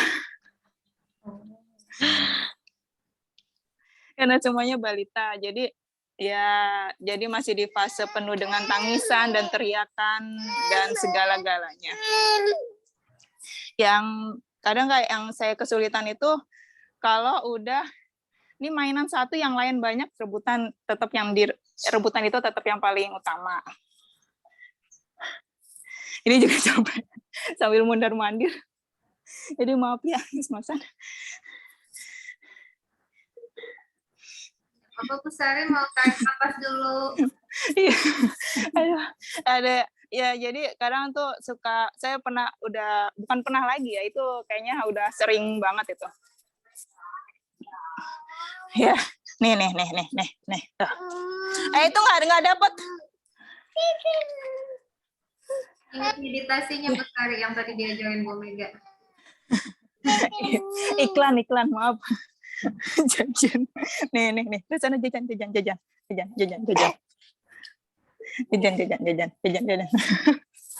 Ya. Jadi kadang saya kesulitan kalau misalkan udah suami tuh belum pulang, terus mereka rebutan. Ibu Kirana mau ini, Ibu Ami mau ini, Ibu Mama Ami ini. Ya, satu orang 4 perintah itu udah pusing tuh. Jadi ada kalanya yang baik pengorbanan yang baik itu adalah posisi terakhir, antrian terakhir, karena udah dia mah kasih susuin selesai. Jadi kadang saya kewalahan itu di situ yang bikin stresnya kan di situ. Terus atau yang dan sekarang lagi libur sekolah ini ya. Lagi libur sekolah itu tantangan terberat adalah menjauhkan anak dari handphone. Karena nggak ada kegiatan dari sekolah. yang prioritas itu untuk yang mau SD. Ini yang paling besar itu insya Allah tahun ini SD kelas 1. Jadi dia masih kesulitan di komunikasi karena sempat speech delay itu dia baru bicara di usia 3,5 tahun. Setelah masuk PAUD waktu itu, sekolah ada interaksi. Jadi saya mau fokus ke yang besar, yang nomor 1 itu untuk ngejar segala ketertinggalannya di sekolah, terutama dalam hal bicara komunikasinya itu masih belum nyambung gitu kadang-kadang. Jadi bagaimana ya? Karena menjauhkan handphone ada kalanya dia udah bosan udah bosan dengan kegiatan, tapi saya juga masih sibuk gitu. Jadi masih sibuk dengan adik-adiknya, kadang juga masih sibuk dengan, masih sibuk juga, astagfirullahaladzim, masih sibuk juga dengan kegiatan sendiri di rumah, kerjaan rumah gitu. Jadi nggak kepegang juga. Mensiasati itu tuh Bu Mega, saya butuh butuh bantuan. Itu juga ya di situ tingkat stresnya, karena suami juga sekarang lagi dia minta waktu selama sebulan ini. Selama sebulan ini mau ngerjain proyek deadline-nya gitu. Jadi saya seperti berjuang sendiri. Saya seperti ngerjain sendiri gitu. Itu sih sebenarnya cuman pikiran sih. Sebenarnya kalau kita mau ngomong sih sebenarnya juga masih bisa, cuman ya buat musab aja. Gimana ya? Ya begitu mungkin kalau dipahami. Oke, Bu Sari, Masya Allah, Ibu sih nggak kebayang, Bu, kalau saya di posisi Ibu. Bu Rogaya, saya langsung ngobrol aja ya sama Bu Sari. Iya. Anak, boleh tahu Bu, anak yang berikutnya usianya berapa ya sekarang ya? Yang Ini kedua, urutan. yang ketiga, urutannya. Urutan. Yang nomor 1 kan sekarang 6,5. Nomor 2 itu 5 tahun. Ya. Nomor 3 tahun. 3,5 berarti sekarang. Yang keempat 2 tahun. Oke, pas ya Bu. pas jaraknya deket semua. Maksudnya antara anak 1 sama 2 sama 3 mirip-mirip jaraknya. Ini memang tantangan lain lagi Bu. Jadi nggak berlaku tuh tantangan yang banyak informasi segala macam. Kalau di sini tantangan Bu Sari hebatnya tentang manajemen waktu, manajemen konflik gitu ya.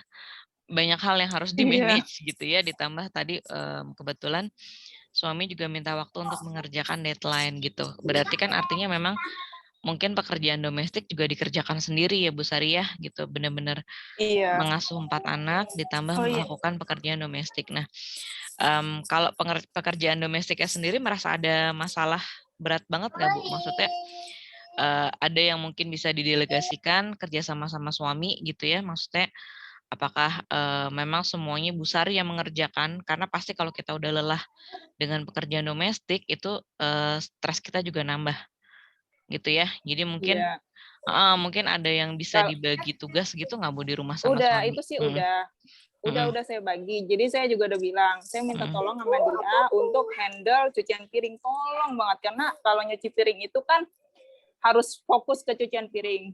Sedangkan saya sambil mondar-mandir kan kalau ngerjain apapun.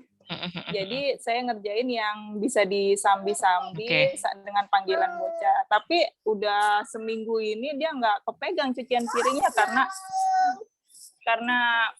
ngerjain kerjaannya kan sampai malam, terus pagi berangkat lagi gitu. Aduh jadinya.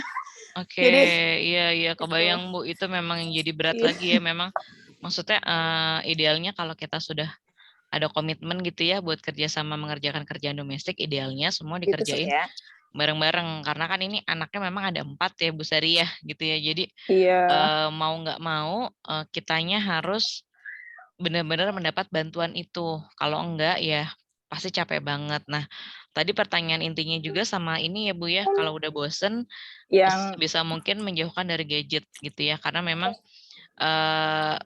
kalau kita ngomongin tadi speech delay, banyak hal yang mempengaruhi seorang anak bisa mengalami speech delay. Memang salah satunya adalah kalau terpapar gadget secara berlebihan di saat usia 0 sampai 3 tahun.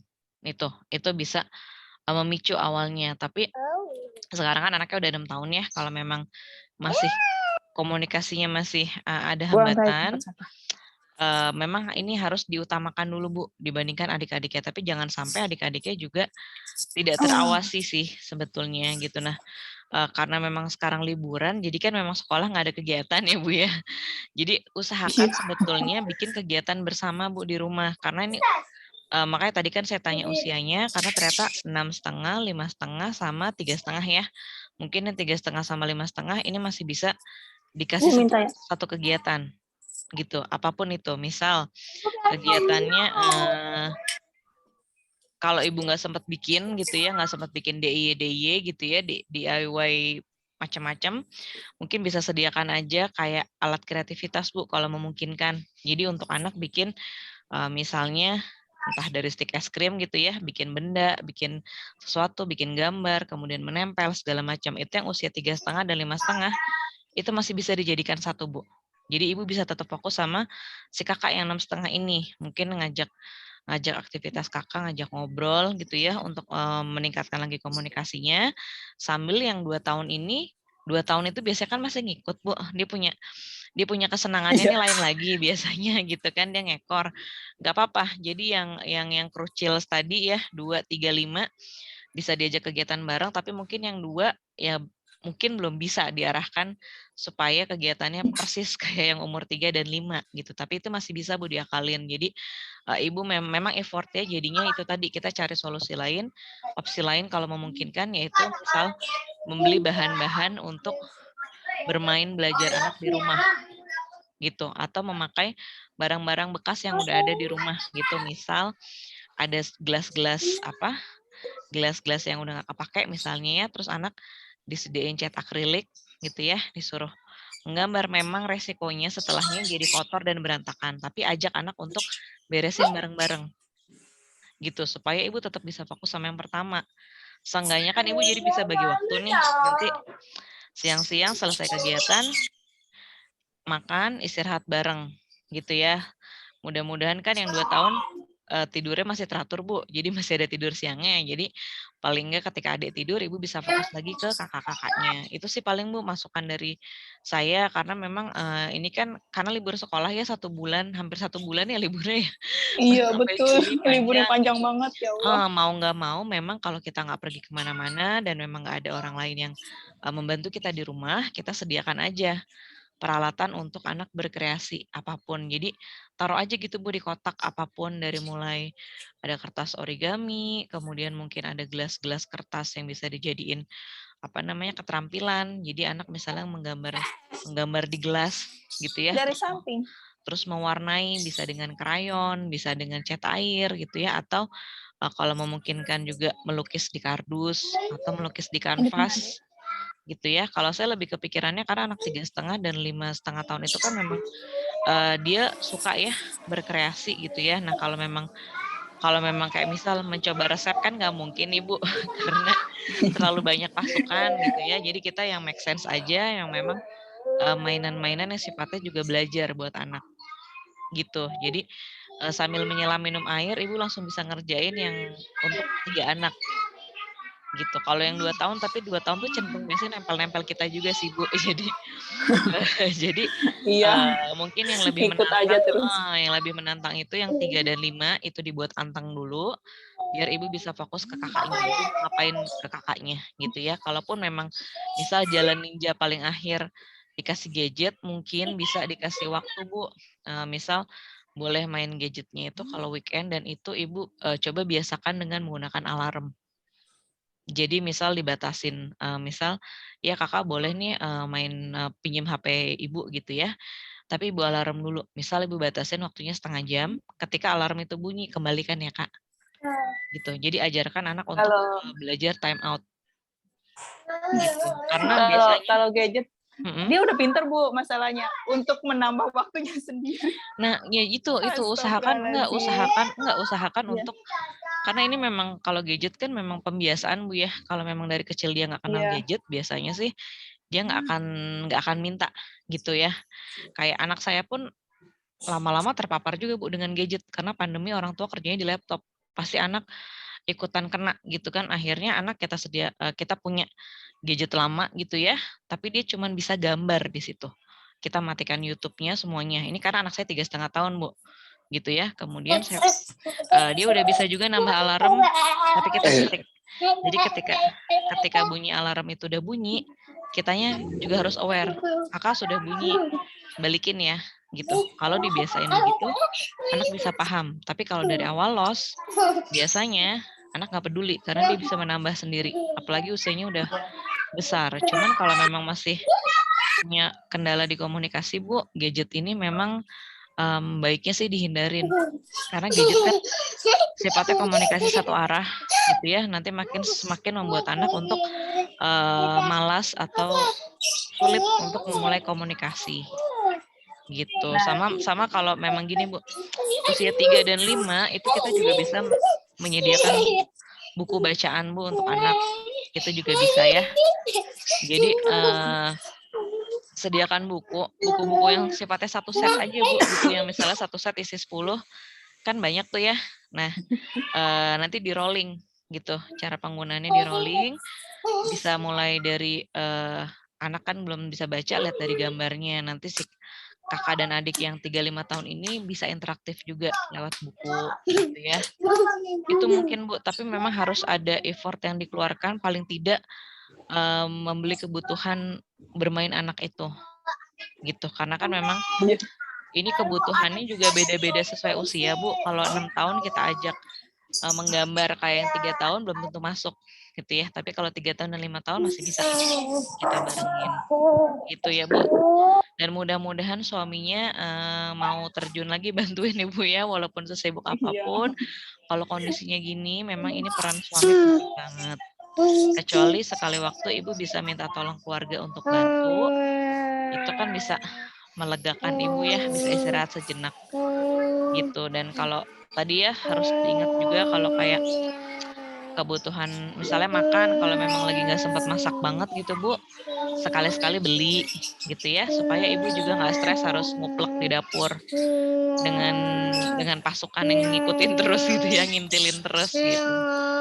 Gitu Bu Sari, mudah-mudahan menjawab ya Bu Sari ya. Iya. Bantu itu.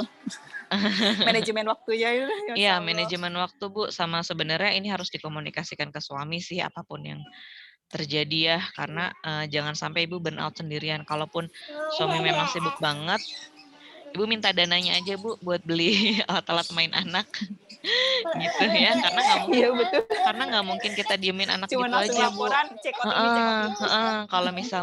Kalau misal nggak disediakan apa-apa, anak akan ngegeratak juga, Bu. Itu udah hukum alam. Memang butuhnya ditemenin dan diajak main gitu. Gitu ya Bu ya. Stop. Iya Bu, terima kasih. Sama-sama Bu Sari. Saran-sarannya. Semangat ya, semangat. Dijalankan, dicoba. Semangat Bu Sari. Sekali terima kasih. Selanjutnya ada mungkin yang kayak the last but not the least. Mbak Fatimah. Mbak Fatimah nih, silakan. Assalamualaikum. Waalaikumsalam. Aku hari ini pengen nanya 2 pertanyaan, tapi sebelumnya mau nanya, ini mau terima kasih banyak sama Mbak Tala yang super hebat, Masya Allah. Terima kasih sudah meluangkan waktunya. Terus tadi aku lihat materi yang disampaikan itu sebenarnya udah jelas banget. Sampai aku tadi ini udah diterangin, misalnya mau nanya apa, ini udah dijelasin. Jadi udah jelas semua poin-poinnya itu udah kena semua. Cuman jadi karena tadi sempat mengulas tentang baby blues gitu kan, dan banyak curhatan, mengalami pernah, dan curhatan teman-teman sekitar juga, ya kan. Itu yang pertama, apakah anak misalnya kalau nanti punya anak lagi akan mengalami baby blues lagi, misalnya dia udah pernah mengalami baby blues gitu, nah kalau dari pengalaman teman aku kan, dia bilang setiap aku punya anak aku mesti baby blues, dia bilang gitu.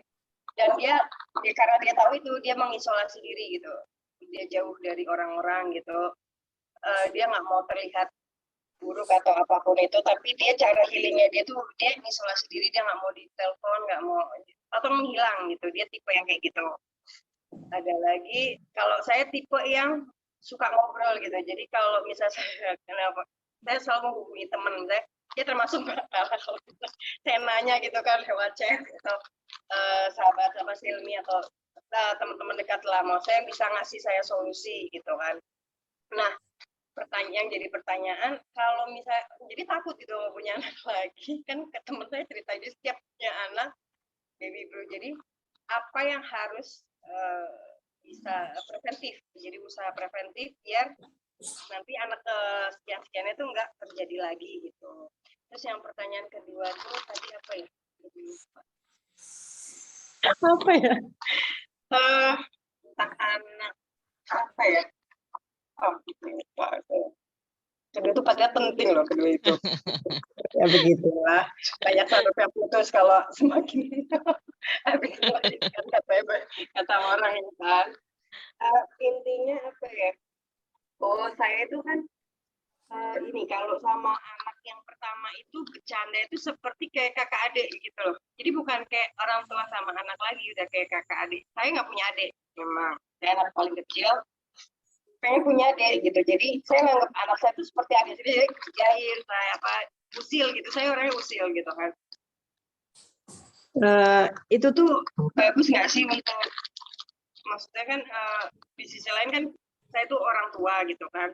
Apakah nanti akibatnya saya diremehkan oleh anak, ya kan, karena terlalu ini ya, maksudnya jadi dia udah anggap saya tuh kayak temen atau gitu, kayak kita rasa respect atau hormatnya tuh kan. Kalau misal ada yang orang yang apa sih yang satu, kalau orang tua yang otoriter kan dia selalu respect sama orang tua, nggak berani patuh ini orang tua, tapi dia menghargai jadi sama orang tua.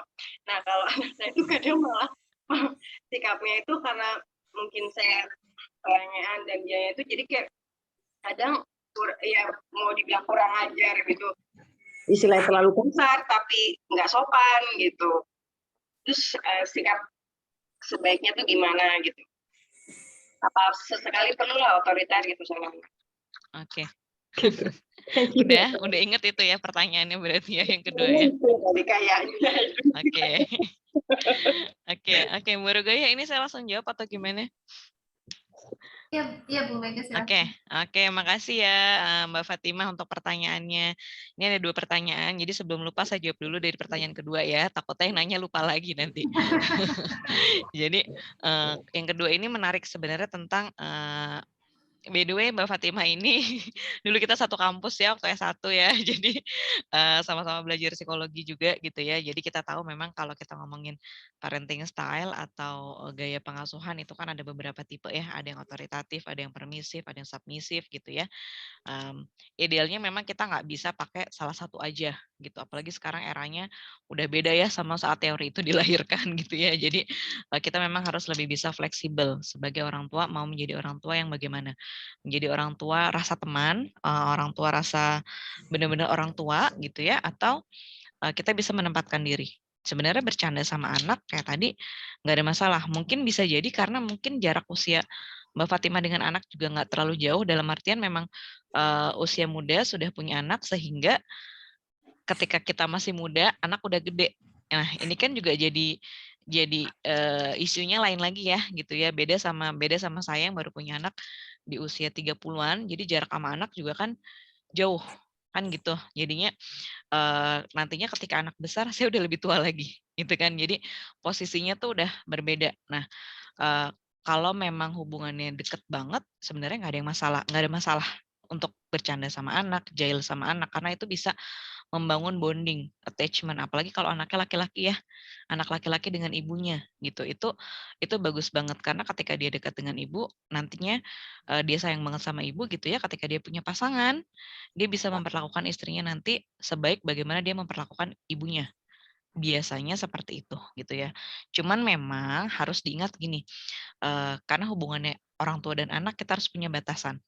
Tetap. Jadi ketika anak itu salah, kita tetap harus menegur, tetap harus ngasih tahu, Mas kalau begini nggak boleh, Bang kalau gini kan ini mama nih, mama begini, abang begini. Jadi kita kasih tahu koridornya, gitu ya. Kita kasih tahu mana yang boleh dan tidak boleh supaya apa? Supaya anak tidak tanda kutip apa ya bahasanya ngelunjak gitu ya. Jadi kayak bercandanya jadi ikutan kelewat gitu ya. Kalau kita dengan anak itu kan kita memang bisa lebih santai. Nah, itu juga jadinya refleksi buat kita. Bercandaan kita ke anak, usilnya kita ke anak udah pas atau belum. Gitu. Mungkin dari kitanya ngoreksi kan anak kan niru. Gitu ya Mbak Fatimah ya. Jadi kalau misalnya memang senang bercanda nggak apa-apa. Tapi kalau sampai anak terus nganggapnya kita temen gitu ya. Kalau dulu saya pernah ngalamin tuh, saya lupa inget ya. Tapi namanya kita niru orang tua, kadang ada santainya tangan kita gitu ya, ikut ikut apa sih, megang kepala gitu ya. Saya ingetnya tuh itu zaman zaman karena orang tua megang kepala, jadi padahal kan nggak boleh ya gitu ya. Maksudnya untuk case tertentu itu kan nggak sopan ya, bukan untuk bercandaan. Jadi kita mulai kasih tahu kalau itu tuh nggak boleh dengan cara kita tidak melakukannya. Jadi ada hal-hal yang memang kita batasin antara kita dengan anak. Karena bercanda boleh, tapi kitanya harus kasih penekanan sih, ini kita lagi bercanda atau lagi menegur dia, supaya dia nggak cengengesan waktu kita tegur. Jangan sampai dikira setiap waktu dengan kita itu bercanda, gitu. Karena ngurus anak kan bukan bercanda ya, nggak sebercanda itu gitu kan. Mungkin itu ya, mudah-mudahan bisa dipahamin ya. Yang saya lihat kadang itu kalau saya bercanda saya kalau bisa ngasih hukuman gitu kan. Saya waktu itu posisi itu lagi nggak bisa marah waktu itu. Kalau marah tuh jadi nggak tegas gitu. Saya laporin ke bapaknya jadi dia marah. Terus habis itu saya ledek lagi kayak gitu. Itu sebenarnya iya sebaiknya jangan begitu sih. Jadi kalau maksudnya kalau jadi gini, kalau memang kitanya lagi nggak siap, kita memang bisa kasih itu ke pasangan kita ya. Tapi juga jangan sampai tanda kutip adu domba. Maksudnya kayak karena kitanya yang lagi memang kitanya yang nggak fit, jadi anak yang jadi apa namanya pelampiasan kemarahan dari suami kita juga. Jangan sampai begitu. Nah setelahnya kita perlu membahas, tapi bukan dengan bercandaan. Jadi benar-benar perlu membahas kayak tadi abang tuh kenapa? Tadi mas kenapa? Kok begitu? Kalau mama tadi lagi begini, makanya mama langsung kasih ke papa, misalnya gitu ya. Jadi memang kitanya harus ada batasan sama anak gitu. Jangan setelahnya diledek, anak itu secara nggak sadar kadang bisa ada anak yang merasa sakit hati diperlakukan gitu. Kayak kok nggak diseriusin gitu. Jadi ketika memang marah, konteksnya kita kasih tahu. Tadi tuh mama marah karena kakak begini. Misal dia nanya, kok gitu aja marah? Misalnya ya, karena mungkin kita sering ngomong gitu aja marah, gitu aja ngambek. Kadang kita nggak sadar ya. Kita kasih tahu, iya marah karena begini. Kalau kalau kakak begini, kakak bisa nyenggol adik, adiknya jatuh. Misalnya, kalau lagi bercanda bareng-bareng gitu ya. Atau kalau gini nanti jadi sakit kepalanya. Jadi kita lihat dulu deh konteksnya gimana. Tapi usahakan kalau memang marah, setelahnya jangan diledek anaknya. Itu yang nanti dipelajari anak gitu. Nantinya ketika udah membaik dia malah ngeledek kita. Itu bisa loh. Dianggapnya kita nggak serius gitu. Jadi bukan berarti kita otoriter, tapi tegas. Mungkin lebih ke disiplin positif ya ke anak gitu ya. Jadi kita bisa asertif juga ke anak secara komunikatif dan kita nggak melulu menyalahkan. Tapi kalau memang kita yang salah kita minta maaf. Tadi mama bercanda sebetulnya, tapi mungkin kakak nangkepnya beda ya gitu. Itu nggak apa-apa. Tapi kalau udahannya sebisa mungkin jangan dibalik ledek lagi. Nggak selesai-selesai nanti. Gitu ya Mbak Fatimah ya. Pertanyaan keduanya nih, saya langsung jawab pertanyaan pertama ya tentang baby blues ya. Karena baby blues itu sebenarnya kalau ada yang mau ikutan itu udah ada support grupnya juga. Ada support group Mother Hope Indonesia gitu ya. Itu memang fokus mereka komunitasnya tentang pencegahan baby blues untuk ibu yang baru melahirkan gitu ya. Nah, kalau ditanya postpartum depression apakah bisa berulang? Bisa aja. Bisa, namanya depresi. Itu kan bagian dari depresi ya, cuman case-nya khusus untuk orang tua. Yang mengalami PPD ini sebetulnya bukan hanya ibu, tapi bapak juga bisa mengalaminya. Itu yang harus diketahui. Jadi mungkin kebanyakan orang hanya tahu baby blues dialami oleh ibu, padahal bapak pun bisa saat dia memang tidak siap menjadi orang tua. Bisa berulang, bisa aja, tapi tidak selalu. Kalau sampai ada yang berulang lagi, perlu kita lihat individu tersebut ya, karakter orangnya memang bagaimana. Memang karakter orangnya rentan terhadap stres atau enggak.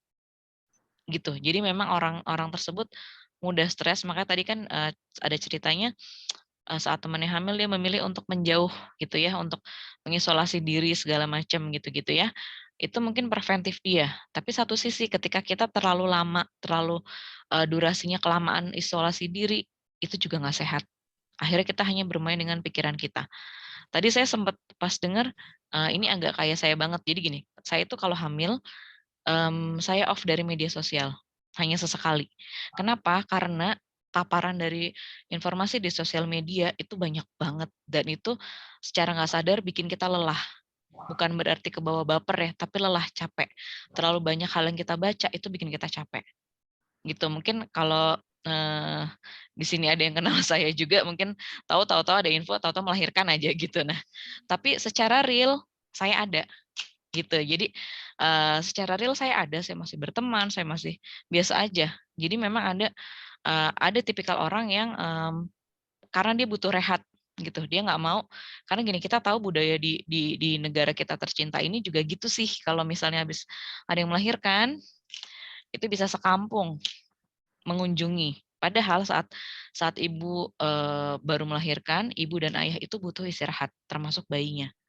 Gitu ya, untuk bayi kan untuk menjaga kesehatannya juga, untuk orang tua jelas butuh istirahat karena lelah secara fisik, secara mental, dan kita nggak tahu tekanan apa yang dirasakan gitu ya. Sementara ketika baru melahirkan, kadang orang itu karena suka iseng sih nanya perkara cara melahirkannya aja jadi masalah gitu. Itu kan yang kita nggak tahu penghayatan di ibu itu bagaimana. Sebenarnya misalnya gini, orang harus sesar dan per vaginam itu sama aja.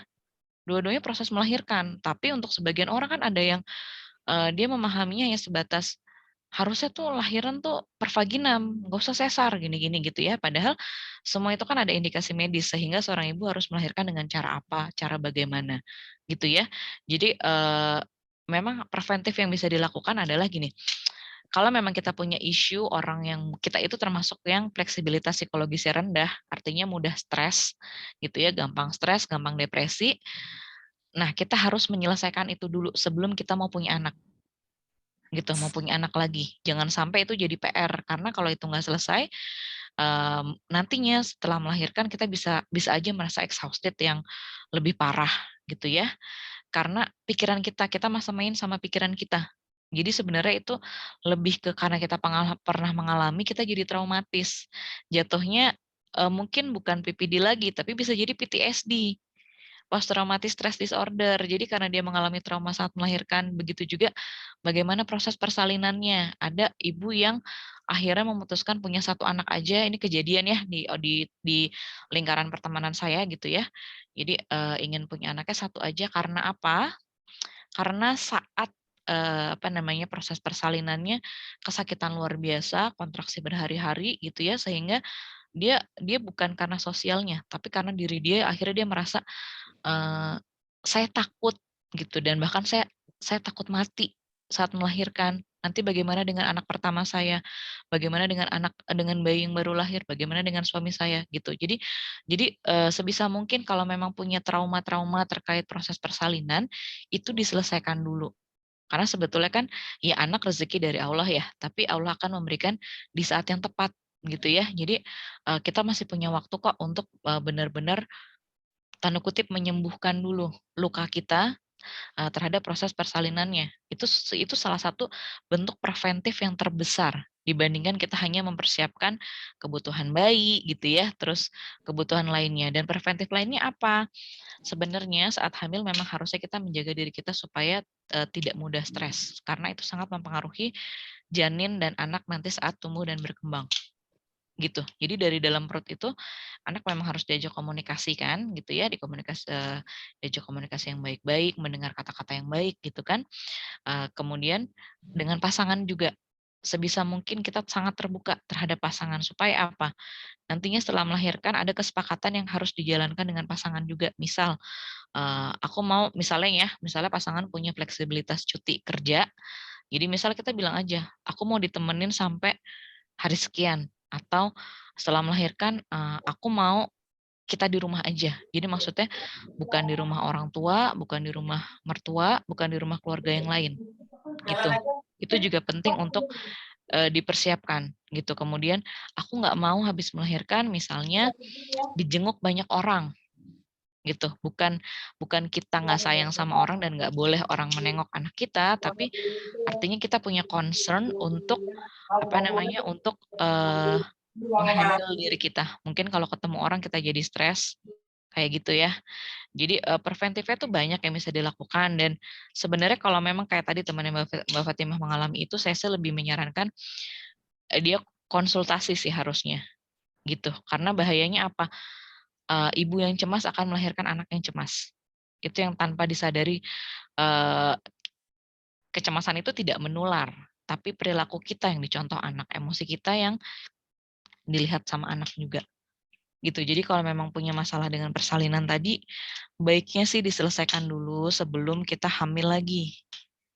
Gitu ya, kalau memang ada waktu, kecuali sundulan banget ya, maksudnya kayak kan ada tuh kadang jeda berapa bulan gitu ya, langsung hamil lagi gitu ya, mau nggak mau, tapi tetap harus dipersiapkan seoptimal mungkin. Sebenarnya jangan sampai kita mengalami hal yang sama.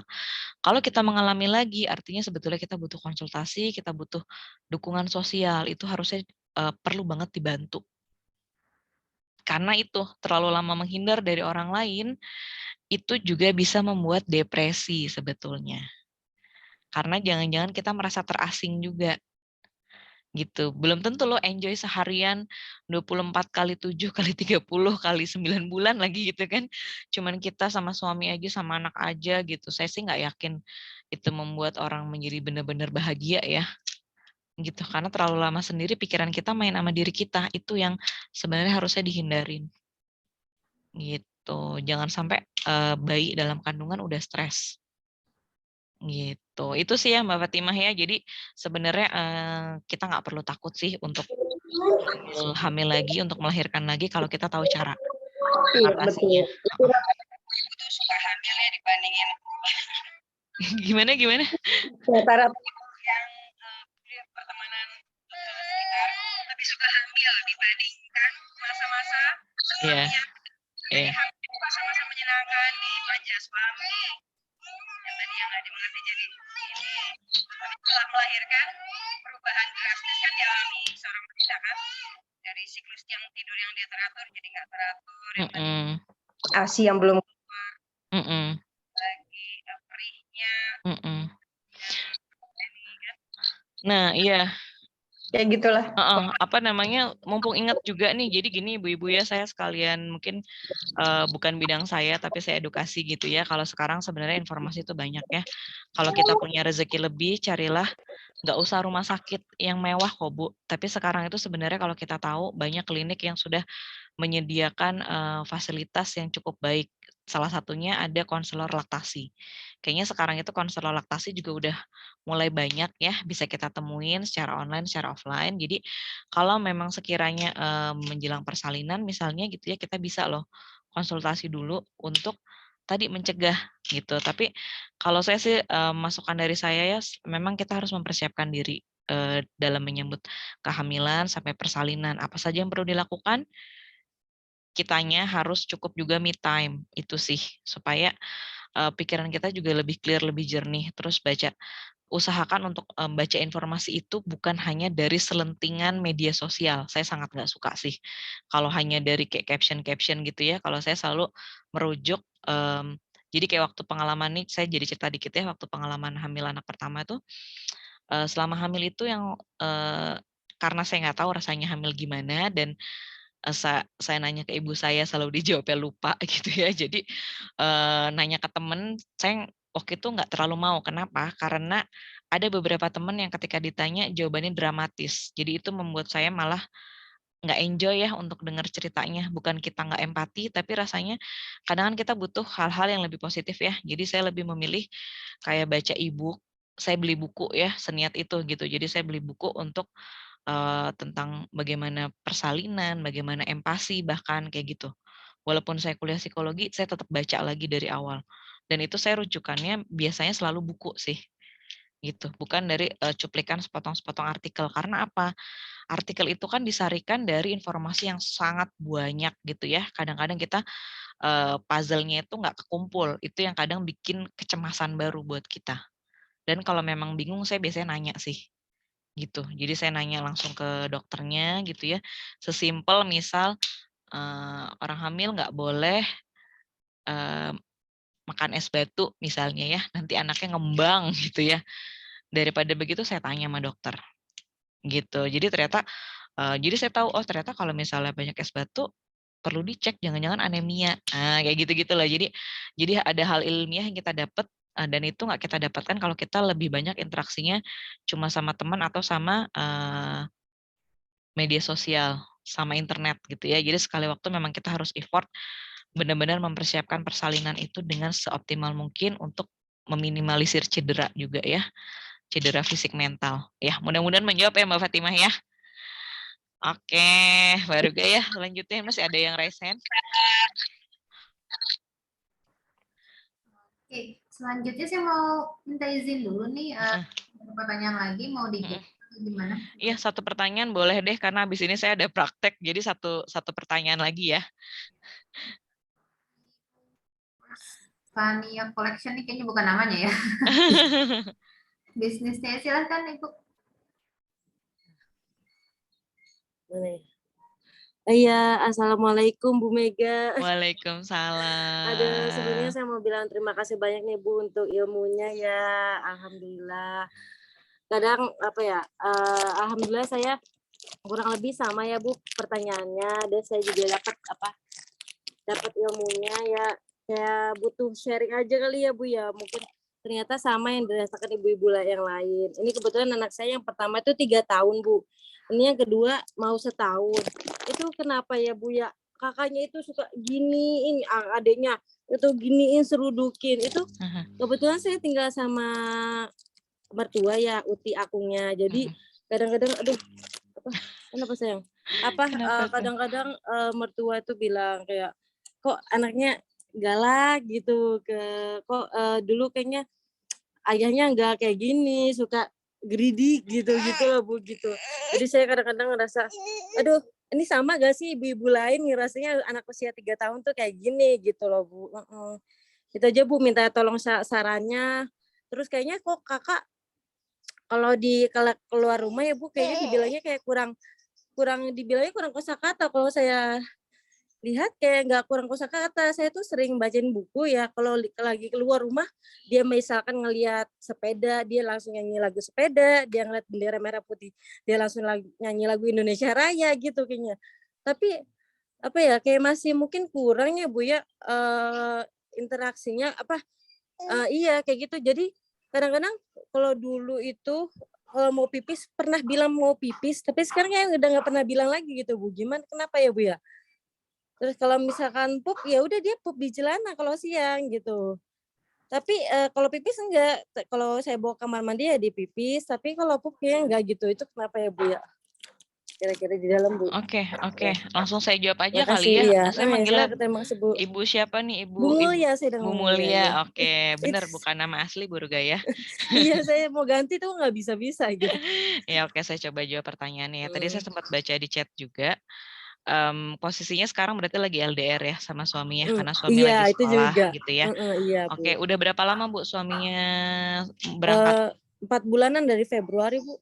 Oh dari Februari berarti baru ya. Nah sebelumnya tapi tinggal sama mertua juga atau enggak? Iya, sebelumnya sudah tinggal. Oh memang tinggal di situ ya.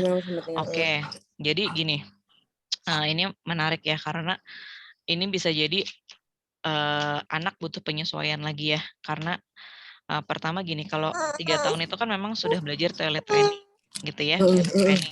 Toilet training ini pengaruhnya ke apa? Ke emosi juga, emosi anak. Gimana dia bisa mengelola dirinya ketika dia mau tadi BAB atau BAK, dia bisa ngomong atau enggak. Gitu kan. Nah ketika dia kesulitan tadi untuk menyampaikan, perlu ditanya kenapa.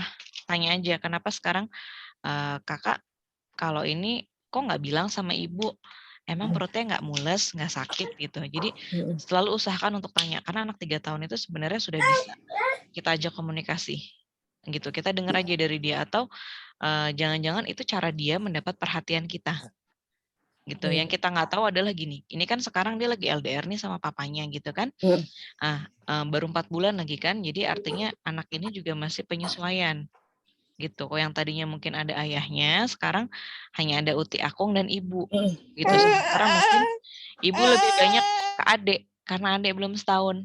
Gitu ya. Jadi itu hampir mirip sama pertanyaan sebelumnya ya, sama Bu Ivi tadi yang nanya ya tentang anak memukul adiknya. Kalau tadi kan lebih digini-giniin ya, bisa jadi karena gemes, bisa jadi karena biasanya 3 tahun tuh karena gemes sayang tapi bingung gitu loh. Jadi akhirnya ditoyor lah, digituin deh ya secara fisik gitu ya. Nah, itu sekali waktu ditanyain aja gitu, sayang ya sama adik, kok adiknya digituin gitu. Jadi kita jangan memancingnya, kenapa adiknya digituin gitu. Itu pasti anak juga malah makin jadi gitu. Tapi kita, oh sayang banget sama adik. Jadi kita pakai bahasa yang lebih mengafirmasi positif untuk si anak gitu. Jadi kita tahu, oh dia begitu ke adiknya karena dia mau main, atau sebenarnya itu sama seperti saat dia pup tapi terus dia nggak ngomong. Itu jangan-jangan bukan dia nggak mau ngomong, tapi dia butuh perhatian. Dengan cara gitu ibu jadi lebih perhatian ke dia, itu juga bisa gitu. Terus misalnya kayak tadi, kalau tadi sih misalnya dibandingkan dulu ayahnya nggak gini, ya gitu ya kalau kata neneknya gitu ya. Kalau saya sih yang begitu-gitu jangan dimasukkan ke hati aja Bu pokoknya. Karena memang kondisi pengasuhan dulu dan sekarang beda. Apalagi sekarang kondisinya lagi LDR sama ayahnya, otomatis anak kurang perhatian ayahnya. Walaupun mungkin video call, tapi beda rasanya ya sentuhan fisik kehadiran ayah dengan lewat video call gitu. Anak kan juga nggak bisa menyampaikan semuanya ya. Kadang itu kan anak hanya butuh dicium, disayang-sayang, dipeluk gitu ya, yang kadang kita nggak sadarin gitu ya. Nah terus ini memang bisa sebenarnya kalau kita masih tinggal dengan orang tua, ini rentan terjadi yang namanya double bind dalam pengasuhan. Jadi ada dua prinsip pengasuhan, ada 2 pola asuh, ada 2 aturan di dalam rumah. Itu yang kadangkala membuat seorang anak menjadi bingung. Misal, sesederhana gini, kita sebenarnya tidak ingin anak kita main gadget ataupun nonton TV. Tapi karena ada orang dewasa lain di rumah yang mungkin tidak memahami aturan itu, membutuhkan TV, TV itu nyala. Gitu. Itu aja sudah bisa membuat anak menjadi bingung sebetulnya. Jadi sebetulnya aku nih boleh atau enggak. Jalan tengahnya adalah mengajarkan orang serumah untuk set alarm. Misal hanya boleh menonton 1 jam. Itu pun dengan pendampingan. Gitu. Setelahnya, kalau misalnya untuk menghindari marah-marah, misalnya ajarin anak, yuk kita matiin TV-nya. Tapi memang yang jadi tantangan Bu Mulia di sini adalah anak keduanya kan baru mau 1 tahun. Nah, jadi kan butuh banget kehadiran kita ya, masih sangat nempel sama kita. Nah, jadi memang harus berbesar hati untuk tetap gendong si adik, tapi fokus kita ke kakak. Gitu. Karena yang 3 tahun ini sebenarnya dia itu butuhnya diperhatikan Bu. Sama kalau kayak tadi ada omongan di luar, kok kosakatanya nggak banyak segala macam. Ibu yakin dengan diri ibu aja sih kalau ibu sudah berusaha untuk kayak membacakan buku gitu ya, karena interaksi lewat buku, lewat nyanyian itu di anak umur 3 tahun itu signifikan banget gitu. Sebenarnya kosakata dia akan bertambah gitu ya. Jadi intinya kalau misalnya kritikan itu datangnya dari luar, bukan dari orang yang 24 jam tahu anak kita gitu ya, jangan dimasukkan ke hati. Mungkin mereka butuh bahan obrolan Bu gitu, mungkin butuh bahan untuk gimana caranya mulai menyapa kita gitu ya, meskipun caranya nggak tepat gitu ya. Tapi kalau memang kita merasa ada kekurangan dalam komunikasi anak, ya kita kita ajarkan dia untuk komunikasi lagi lewat bacaan, lewat permainan, lewat cerita. Apalagi umur 3 tahun Bu, misal kayak 3 tahun itu anak udah mulai bisa cerita runut sebetulnya ya, kayak misalnya diajak pergi kemana, ngapain aja, naik apa. Dari hal-hal kayak gitu itu udah jadi cerita yang panjang. Atau sekali waktu, kalau saya sih lebih suka ngarang cerita Bu. Jadi misalnya di leisure time kita gitu ya, waktu-waktu santai cuma rebah-rebahan gitu, ada anak saya minta ceritain si gajah, ceritain si kancil, tapi dia nggak mau tuh kalau yang udah ada, ya udah kita ngarang cerita. Nah, disitulah saatnya kita menyisipkan kosakata-kosakata lain gitu, yang mungkin kedengarannya lebih kaku, lebih serius gitu ya, tapi biasanya yang baru itu bikin anak ketawa. Nah, dari situ nanti anak terpancing lagi untuk nanya, untuk ngomong gitu ya. Tapi jangan sampai itu jadi trigger stresnya sih Ibu ya, kalau kayak omongan orang tadi ya, kayak kurang kosakata segala macam. Kalau kita merasanya nggak ada hambatan komunikasi dengan anak, sebenarnya nggak masalah sih. Gitu. Mungkin orang itu butuh ini aja sih, butuh kalimat pembuka buat ngobrol. Gitu, mudah-mudahan menjawab ya Bu Mulia ya, sama karena ini lagi LDR sama suami, usahakan sih untuk konsisten dan komitmen dalam berkomunikasi. Gitu ya, karena gini, kebetulan saya pernah LDR juga saat suami saya sekolah juga gitu ya. Itu memang ada signifikan cara kita berkomunikasi. Ada perbedaan waktu, perbedaan cuaca gitu yang bisa jadi membuat kondisi kita dan suami berbeda.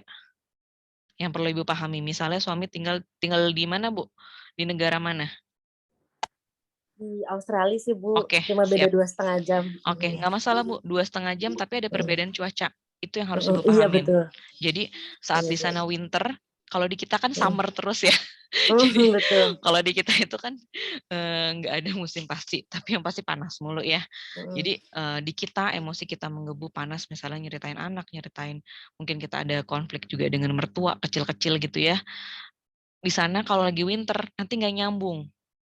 Jadi suaminya juga bisa ngerasanya stres mendengarkan itu gitu. Jadi itu juga perlu diatur juga gitu. Jadi yang penting tujuannya sekarang anak tidak merasa kehilangan peran ayahnya gitu ya. Jadi mungkin kalau ibu nasihatin anak nggak didengar, video call ayahnya yang menyampaikan. Tapi ibu juga perlu ingat karena adanya perbedaan cuaca tadi, perbedaan musim itu biasanya mempengaruhi kondisi orang dewasanya gitu, karena kita nggak tahu persis yang dialami di sana seperti apa gitu. Apalagi kalau nggak ada isu untuk menyusul ya, artinya kan berarti menunggu sampai selesai baru balik kumpul lagi gitu kan. Berarti memang dari ibu sendiri harus, wah ini hatinya harus lapang banget sih Bu.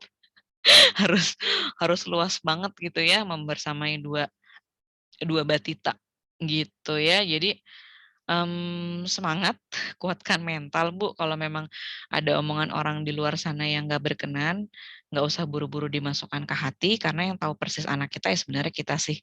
Karena kan kita mengasuh sendiri ya, tanpa ada bantuan asisten gitu ya. Paling kalau sama Uti Akung juga kan hanya saat butuh gitu ya, nggak setiap waktu. Jadi usahakan Ibu yang bikinlah circle pertemanan yang bisa support gitu sih Bu, kalau masukan dari saya. Gitu Bu Mulia, mudah-mudahan bisa diterima. Bu Iya, Rugaya. terima kasih banyak Bu Mega. Oke, Bu Mulia, terima kasih pertanyaannya. Dan Bu Mega, terima kasih banyak. Nggak terasa nih udah 2 jam ya. Masya Allah, teman-teman juga pasti catatannya udah berlembar-lembar kayaknya. Oke, semuanya terima kasih. Yuk kita sama-sama tutup majelis hari ini dengan membaca doa penutup majelis.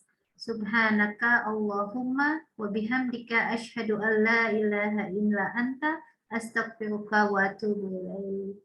Alhamdulillah. Dari saya MC, saya mohon maaf yang sebesar-besarnya bila ada kesalahan. Dan terima kasih teman-teman yang sudah datang, terutama narasumber Ibu Mega. Terima kasih semuanya. Assalamualaikum warahmatullahi Sama-sama. Waalaikumsalam warahmatullahi wabarakatuh. Mohon maaf kalau masih banyak salahnya, kekurangannya ya. Mudah-mudahan dari yang sedikit bermanfaat. Oke, saya izin live ya, karena mau lanjut praktek siang. Ya, makasih semuanya. Assalamualaikum.